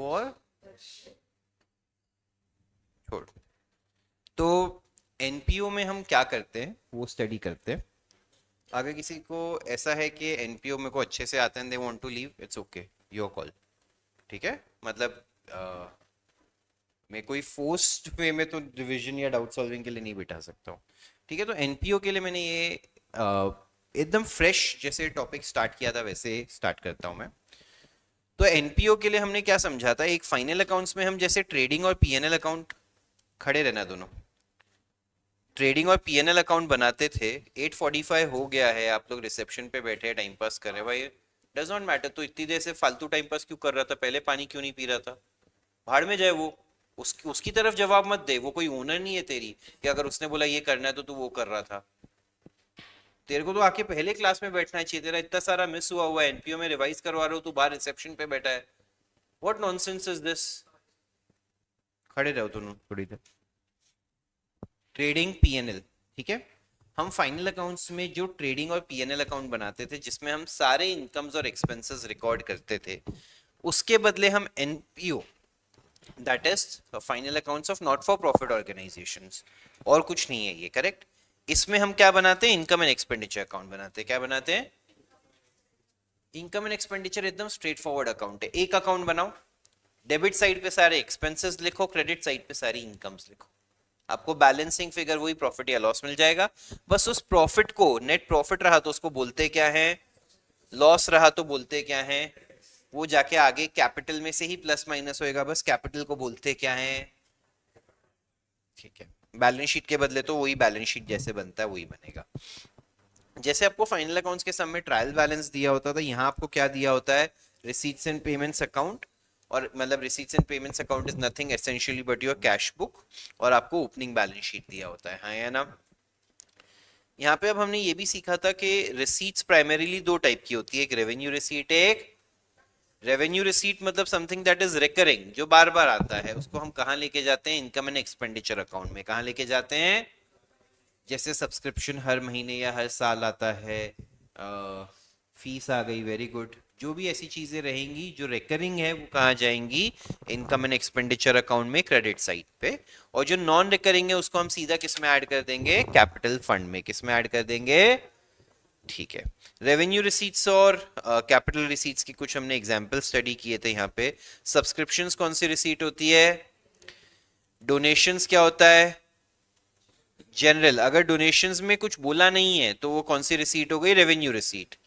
अगर कोई स्पेसिफिक डोनेशन बोला है बट वो स्पेसिफिक का पर्पस नहीं बोला है तो वो कैपिटल रिसीट, कैपिटल फंड में ऐड हो जाएगा, हाँ या ना। बट स्पेसिफिक दिया है, उसके साथ साथ उसका नाम दिया है, जैसे स्पोर्ट्स प्राइज फंड या स्पोर्ट्स टूर्नामेंट के लिए कुछ है डोनेशन, तो उसका बैलेंस शीट में आप लाइबिलिटी साइड पे सेपरेट फंड बनाएंगे। ठीक है, जो भी नाम दिया रहेगा उससे, प्राइज फंड या जैसे भी। ठीक है, उसके बाद हमने ये सीखा था एंट्रेंस फीस या admission fees. I guess entrance fees या एडमिशन फीस अपन ने चेक किया था बाद में, और ये गलत था, ये अपडेट होके ये कैपिटल रिसीट है, करेक्ट। तो एंट्रेंस फीस या एडमिशन फीस क्या मानी जाती है, कैपिटल रिसीट। ये मैंने आपको बताया था यार थोड़ा।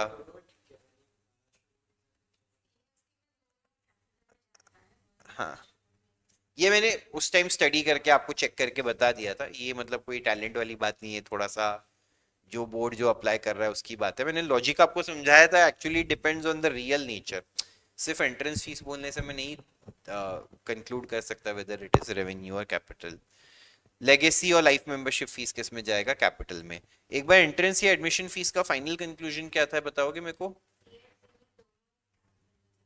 सीएफसी में दोनों कैपिटल में, ओके। तो गाइस सीएफसी रहा तो आपको, एक सेकेंड ना बेटा मैं लिख देता हूँ, एंट्रेंस फीस और तुम दोनों बैठ जाओ, एडमिशन फीस दोनों कैपिटल में जाएगा। फिर एंट्रेंस फीस कैपिटल में जाएगा, कोई लॉजिक ही नहीं है, पर ठीक है, समझा सबको। चलें आगे।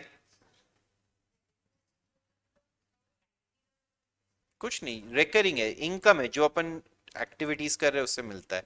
कैपिटल क्या है, तो ऐसे समझ कोई बहुत वन टाइम चीज है जो हमें बस। ठीक है, अभी इनकम का कंप्यूटेशन कैसे होता था, सब्सक्रिप्शन सबसे प्राइमरी इनकम साइड पे इंपॉर्टेंट चीज होती थी। बाय सब्सक्रिप्शन रिसीव्ड, इसमें हम क्या लिखते थे, रिसीट्स एंड पेमेंट्स अकाउंट में जो भी टोटल अमाउंट आ रहा है। कभी उसको 3-4 साल में ब्रेक भी करके दिया है तो आपको यहाँ पे क्या लिखना है, टोटल अमाउंट क्या लिखना है, ऐड क्या करना है, आउटस्टैंडिंग एट एंड। ये आपको इंफॉर्मेशन कहां से मिलेगी, इसका दूसरा इफेक्ट कहां जाएगा। अब आउटस्टैंडिंग एट एंड का क्या मतलब होता है, there is a difference between outstanding for current year and outstanding at end. Outstanding for current year as on 31st March 2016 means outstanding for 15-16 पिछला साल, हाँ या ना। Outstanding at end as on 31st March 2016 means 15, 16, 14, 15, 13, 14 कोई भी till date जितना भी पैसा आना बाकी है वो, हाँ या ना। हम जो यहाँ पे लेते हैं वो क्या लेते हैं, आउटस्टैंडिंग एट एंड। समझ रहे हैं।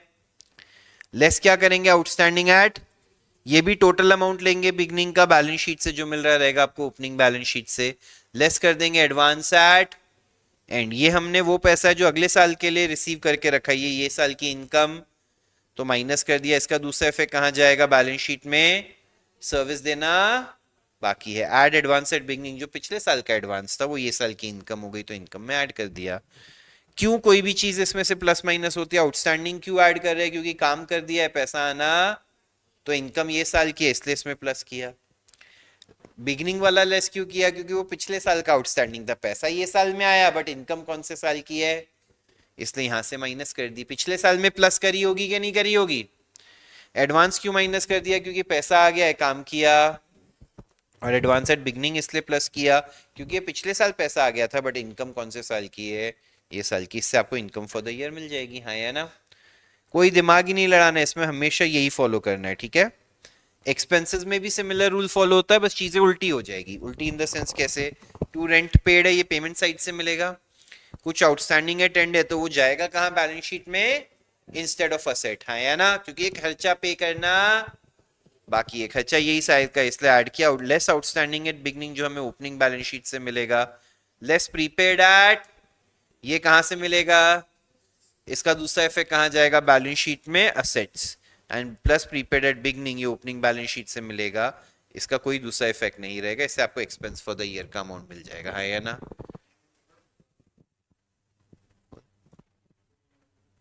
तू सोच एक बार, बता मेरे को तेरे हिसाब से क्या मतलब होगा। प्रीपेड एट एंड मतलब साल के एंड में जो तूने पे कर रखा है for next year. Advance at and, yes, previous year में जो आपने करंट ईयर के लिए पे कर दिया था, यस, समझे। कोई भी ऐसी चीज हो जिसमें मटेरियल स्टॉक या ऐसा सब हो तो उसका कैसे करते हैं हम लोग, ऐसे कंज्यूम्ड करके प्रेजेंट करते हैं। कंज्यूम्ड कैसे होएगा, opening plus purchases minus purchases, या तो आपको सीधा सीधा अमाउंट मिल जाएगा, हाँ या ना, या अगर उसका क्रेडिटर्स दिया रहेगा तो आपको क्या बनाना पड़ेगा, एक अकाउंट बनाना पड़ेगा, हाँ या ना। क्रेडिटर्स दिया है का क्या मतलब है, समझो इस साल में मैंने 10,000 का माल खरीदा, 10,000 ही पे कर दिया तो कोई क्रेडिटर्स नहीं होंगे। In that case my purchases and payment का amount is the, but if there are opening and closing creditors और एडवांस, दैट मींस मेरा परचेज एंड पेमेंट का अमाउंट सेम नहीं होगा। व्हाट डज दैट मीन, समझो साल के स्टार्ट में 5,000 के क्रेडिटर्स थे, कितने के थे,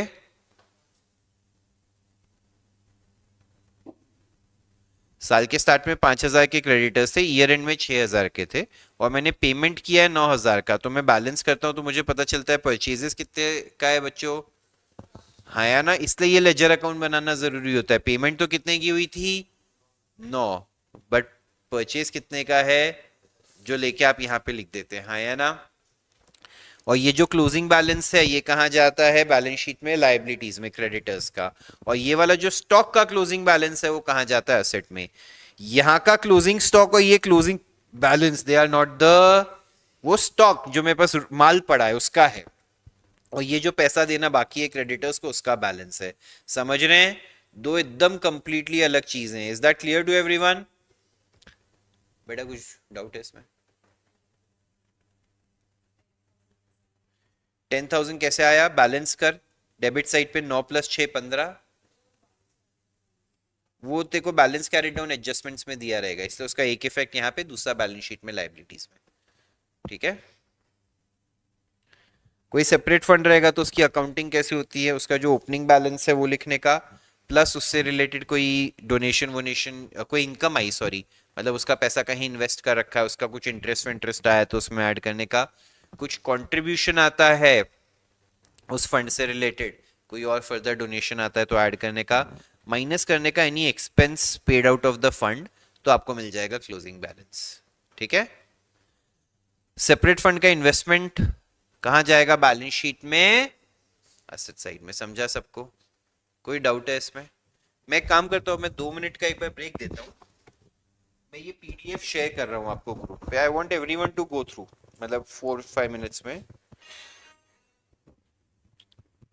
आई have given up on it, I am so frustrated कि ना, I have stopped caring, but I'm happy I'm reaching that level.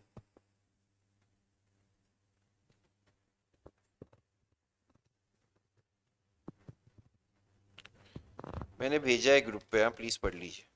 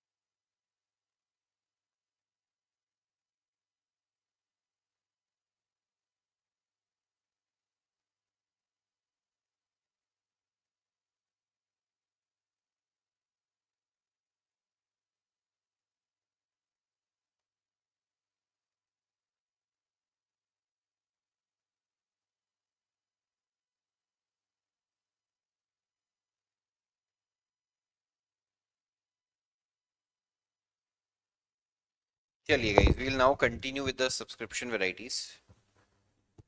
ध्यान से देखिए, सब्सक्रिप्शंस के सम जो आते हैं उसमें क्या क्या वैरायटीज हो सकती हैं, वो हम अभी स्टडी कर लेते हैं। ऑनलाइन सबको आवाज आ रही है ना clearly?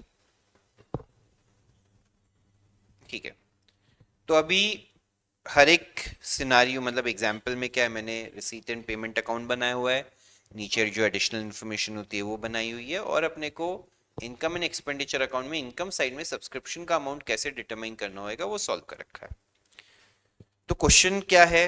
Receipts and payments account में दिया है 2 सब्सक्रिप्शन लेट्स से, और अपने को एडिशनल इन्फॉर्मेशन में दिया है साल के स्टार्ट का एंड का आउटस्टैंडिंग और एडवांस सब्सक्रिप्शन। ये एकदम प्लेन वेनिला सम बोलते हैं इसको, एकदम स्ट्रेट फॉरवर्ड, कुछ नहीं है। गए by subscription received, add outstanding at end, less outstanding at beginning, less advance at end, add advance at end. वाले जो है उनका दूसरा इफेक्ट जाएगा असेट और लाइबिलिटी में, बिगनिंग वालों का कोई दूसरा इफेक्ट जाता, आपको नेट आंसर मिल गया, स्टोरी खत्म। इजी टफ, एकदम स्ट्रेट फॉरवर्ड।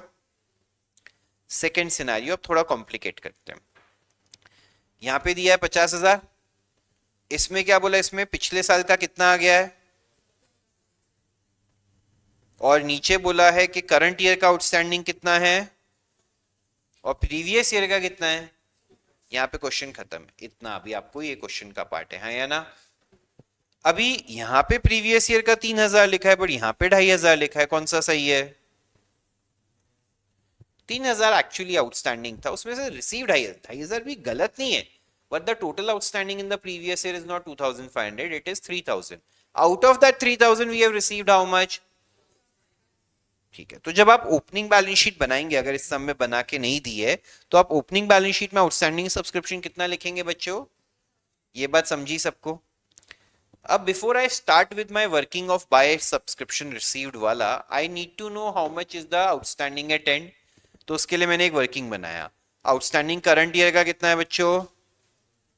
प्रीवियस ईयर का 3,000 में से 2,500 आ गया, तो 500 रुपए अभी भी आना। तो टोटल मेरा आउटस्टैंडिंग अटेंड कितना हो गया? ये एक अलग से वर्किंग नोट बना दो, समझे? वर्किंग नहीं भी बनाओगे तो सीधा बैलेंस शीट में लिख दो।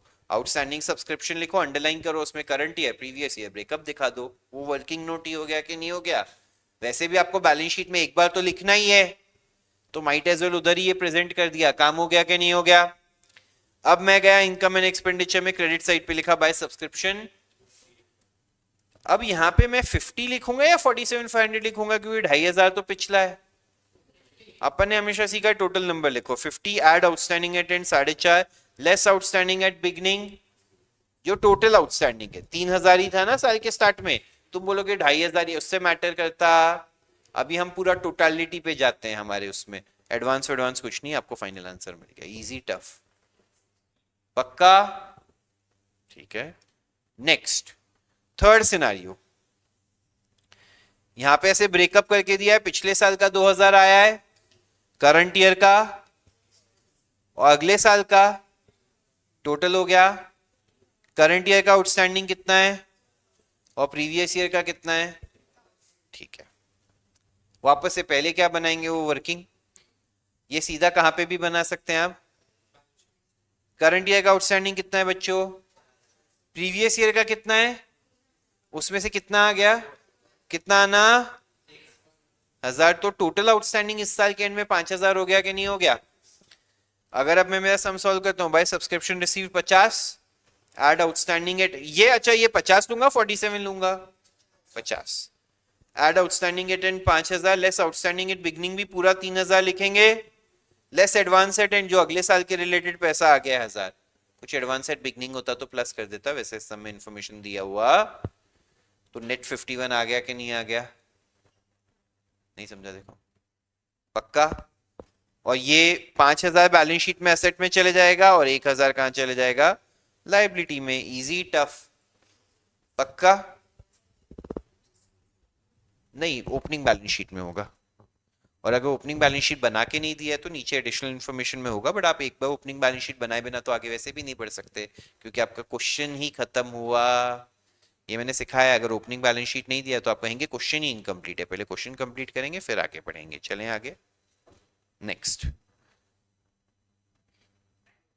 हाँ आपका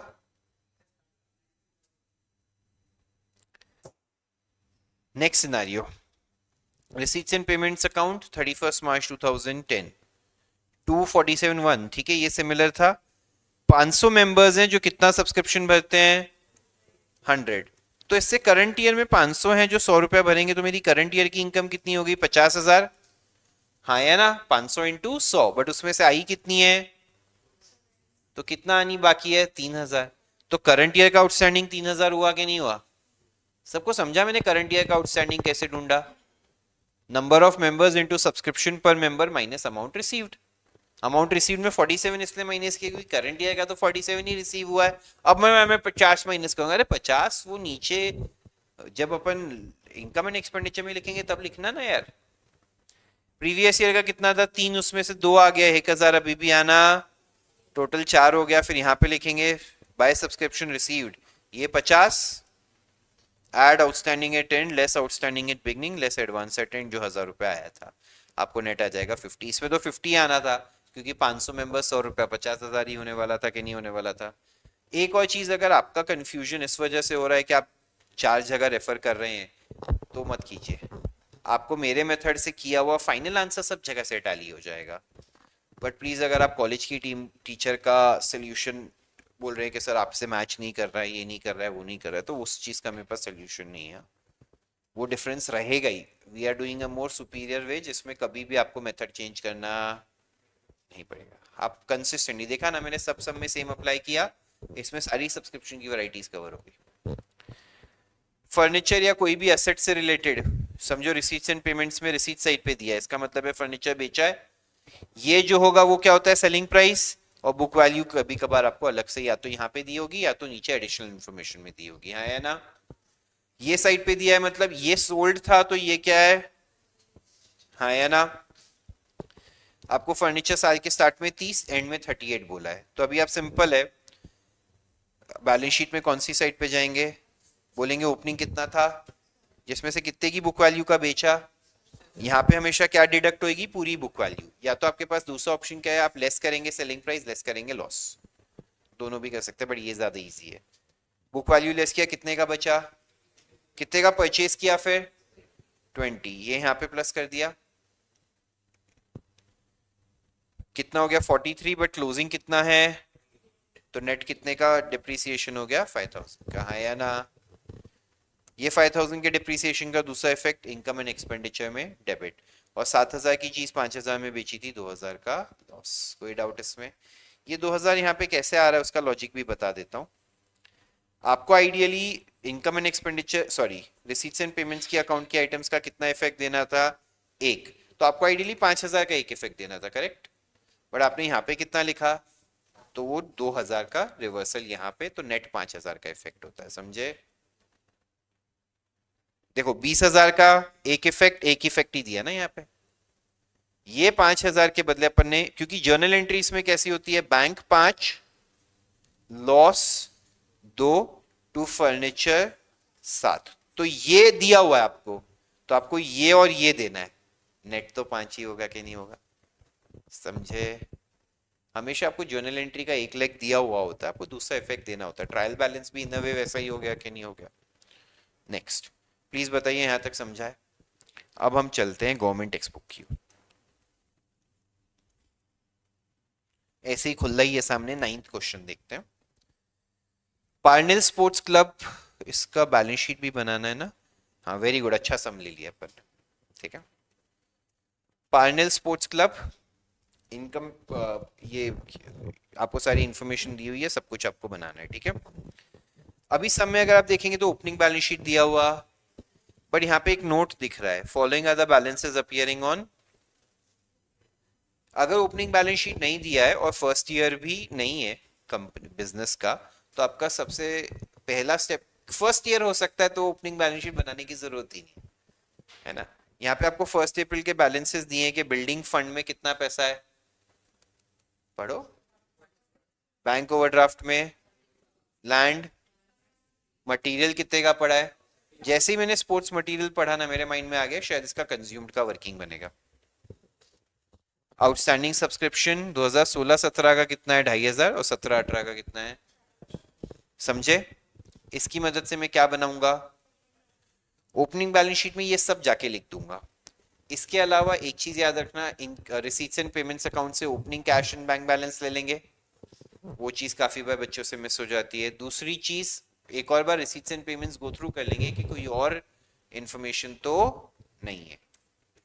तो यहाँ पे हमने ये 5,000 ले लिया, बाकी कुछ कहीं इंफॉर्मेशन, तो देखिए यहाँ पे सम में जो ओपनिंग बैलेंस शीट बनाई है, building fund, OD, land, sports material, outstanding subscription और कैश इन हैंड, सब मिला के मेरे को मेरा बैलेंसिंग फिगर क्या मिल गया,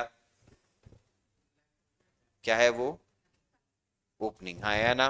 प्लीज बताइए सब लोग को यहां तक समझा।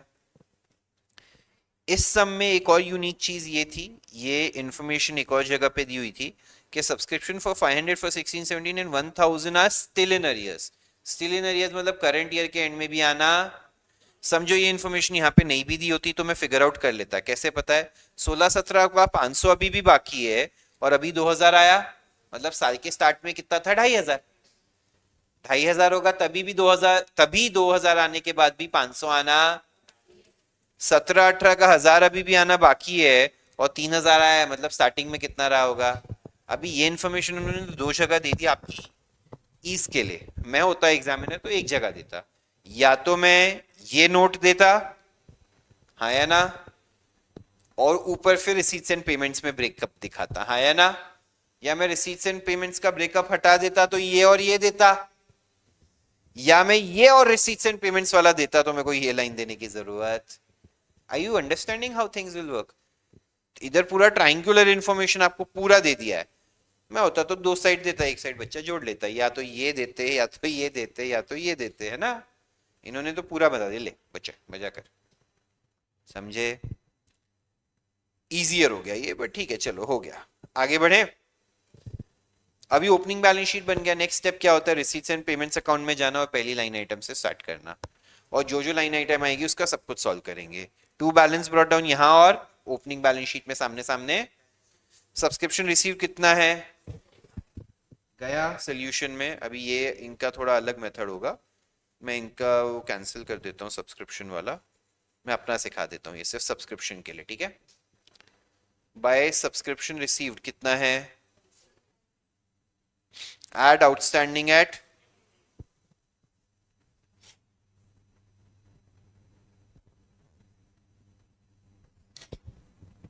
करंट ईयर का आउटस्टैंडिंग कितना बोला है वो देख लेते हैं। आउटस्टैंडिंग सब्सक्रिप्शन करंट ईयर का कितना है बच्चों, 8,000 और 1,000 और 500 पिछले सालों का भी बाकी है, तो आउटस्टैंडिंग एट एंड 9,500 हुआ कि नहीं हुआ लॉजिकली। ये सबको समझा ये कैसे हुआ 9,500, 8,000 करंट ईयर का दैट इज 18-19 और 1,000 और 500 पिछले पिछले सालों का, तो ये 9,500 प्लस हो जाएगा कि नहीं हो जाएगा यहाँ पे, हाँ या ना। लेस आउटस्टैंडिंग एट बिगनिंग का अभी हमने ओपनिंग बैलेंस शीट में लिखा 6,500, वो यहाँ पे माइनस कर दूं। लेस एडवांस एट एंड कुछ नहीं है, प्लस एडवांस एट बिगनिंग कुछ नहीं है, तो ये 78 आ गया कि नहीं आ गया, यही आंसर में भी लिखा था बट मेथड अलग था, अपना भी 78 आ गया। कोई डाउट, सबको समझा पक्का। अच्छा एनपीओ में आई थिंक एक सम का सोल्यूशन मैंने आपको बाद में बताया था ना, कुछ एरर हो गया था अपने से, अपन रेक्टिफाई कर लेंगे, मेरे को याद दिलाना मैं करवा दूंगा। एक में अजम्पशन का कुछ अवेलेबिलिटी नहीं था, तो अपन ने जो अजम्पशन लिया था हमने चेक किया उससे थोड़ा अलग है, तो वो मैं करवा दूंगा आपको। ये सब्सक्रिप्शन समझा सबको, तो इससे इससे क्या हुआ, सब्सक्रिप्शन का पूरा सॉल्व हो गया। वापस वहीं जाने का नेक्स्ट आइटम क्या है, डोनेशन के बारे में कुछ बोला है क्या, 50% डोनेशन क्या चीज के लिए, क्या बोले, कहाँ बोला है कैपिटलाइज करना है, बिल्डिंग फंड के लिए लिखा है, बाय नेचर कैपिटलाइज हुआ, बट तू नेक्स्ट लाइन पढ़ रहा है, मैं पहली लाइन पढ़ रहा हूँ। तो यहाँ पे मैंने पूरा 15 लिखा, आधा कहाँ ट्रांसफर किया, बिल्डिंग फंड में, आधा यहीं रह गया, और वो बिल्डिंग फंड वाला बिल्डिंग फंड में जाके प्लस कर दिया बैलेंस शीट में लायबिलिटीज में। बिल्डिंग फंड का पहले ओपनिंग बैलेंस शीट से भी लेके लिख दिया, और जो एडिशन है वो लिख दिया, टोटल आ गया, है ना। समझ रहे हैं सब लोग, क्या हुआ, कुछ डाउट है इसमें, ठीक है आगे चलेंगे।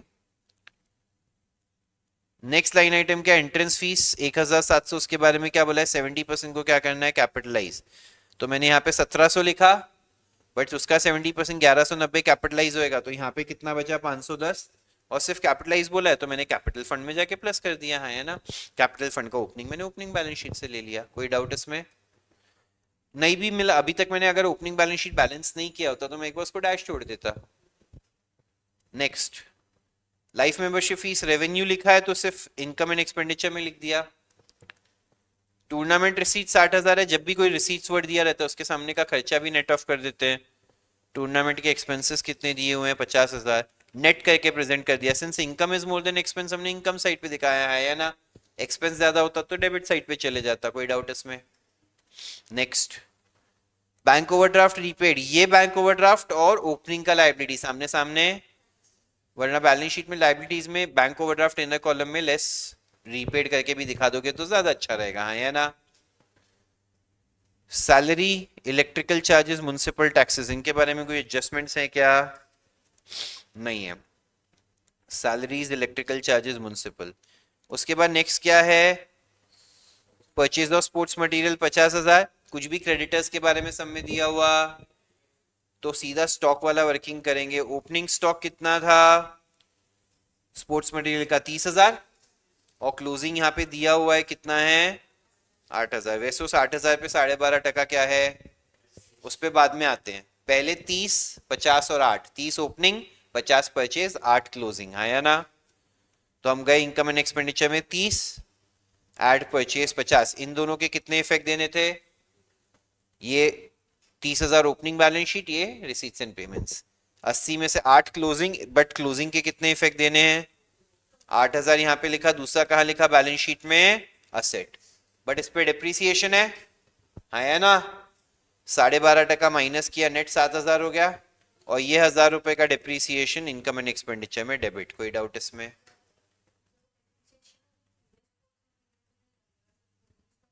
तू तू अक्कल लड़ा इस चीज पे, तेरे हिसाब से क्या होना चाहिए? जो यूज कर लिया उस पे क्या डिप्रिसिएशन लगा के करेगी? जो बचा हुआ है उसी पे हो सकता है। वैसे फिक्स्ड एसेट में क्या होता है, अपन पूरे साल यूज करते हैं वो सब होता है। ये तो स्टॉक है, करंट एसेट है, वैसे तो इस पे डिप्रिसिएशन का कॉन्सेप्ट ही गलत है। इसका ये मतलब होना चाहिए कि इसकी नेट रियलाइजेबल वैल्यू 7,000 है। समझ रहे हो? ठीक है, वट एवर इट इज, जैसा दिया है वैसा। महाराष्ट्र बोर्ड में ज्यादा आर्ग्यू नहीं करते अपन। नहीं, या तो आप क्या करते हैं, यहाँ पे 8 के बदले 7 ही लिख देते, तो यहाँ पे भी 7 आ जाता, बैलेंस शीट में भी सीधा 7 आ जाता, तब आपको कुछ भी करने की जरूरत, तो डिप्रिसिएशन अलग लाइन आइटम ही आता। वैसे that would be more appropriate as a method मेरे हिसाब से, बट ठीक है, महाराष्ट्र बोर्ड ने जैसे प्रेजेंट किया मैं वैसे ही कराता हूँ। समझे? Next, general expenses, billiard expenses और रिपेयर्स टू ग्राउंड में भी कोई एडजस्टमेंट नहीं है, तो ये भी चुपचाप लिख दिए हमने यहाँ पे इनकम एंड एक्सपेंडिचर में। टूर्नामेंट एक्सपेंसेस ऑलरेडी हो गया, जो कैश और बैंक का बैलेंस है उसको असेट साइड पे जाके लिख दिया, हाँ या ना? अच्छा, ये आउटस्टैंडिंग सब्सक्रिप्शन भी पहले ही आ गया होगा, 9,500 में से मिस हो गया था टिक मारने को, ठीक है। अब इसके बाद हम कहाँ जाएंगे? रिसीट्स एंड पेमेंट्स खत्म हो गया, जाएंगे ओपनिंग बैलेंस शीट में। बिल्डिंग फंड ऑलरेडी लिख दिया, बैंक ओडी भी कैंसिल हो गया, कैपिटल फंड भी लिख दिया, लैंड बाकी है 1.5 लाख, लैंड लिख दिया, कोई डेप्रिसिएशन नहीं होता लैंड पे। स्पोर्ट्स मटेरियल ऑलरेडी हो गया, सब्सक्रिप्शन हो गया, कैश इन हैंड तो सामने सामने कैंसिल हो गया था, हाँ या ना? फिर हम गए एडजस्टमेंट्स में, चेक किया कोई एडजस्टमेंट होना बाकी है क्या। पहला हो गया, दूसरा, तीसरा, चौथा, पांचवा, छठा, सब हो गया, खत्म हो गया सम। इनकम एंड एक्सपेंडिचर को बैलेंस किया, सरप्लस मिला, सरप्लस को कैपिटल फंड में प्लस किया, टोटल मिला, बैलेंस शीट टैली हो गया। जिन जिन बच्चों को अभी भी एनपीओ में डिफिकल्टी आ रही है, मैं रिकमेंड करूंगा शांति से पहले थियरी के वीडियोस देखिए, वो थियरी वाला पार्ट लर्न कीजिए, ठीक है, लर्न कीजिए। सब्सक्रिप्शन वैरायटीज का जो पीडीएफ है वो भी शेयर किया हुआ है मैंने पहले, और एनपीओ थियरी, वो सब लर्न कीजिए, फिर बेसिक से सम से स्टार्ट कीजिए और फिर आगे जाइए, ठीक है। सिर्फ देखने से नहीं होएगा, सॉल्व करना पड़ेगा लिख के। और क्या डिफिकल्टीज है बताइए? एनपीओ क्लियर हो गया सबको? हाँ, ऑनलाइन भी सभी का एनपीओ हो गया है?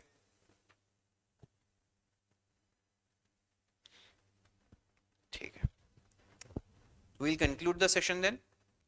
5-10 मिनट्स बची है, उसमें वापस से वो इशू वाला चैप्टर करा के फायदा नहीं होगा। We conclude the session for the day. किसी को अगर 5-10 मिनट कुछ डाउट्स हैं यहाँ पे जो ऑफलाइन बचे हैं, more than happy to address, ठीक है। चलिए,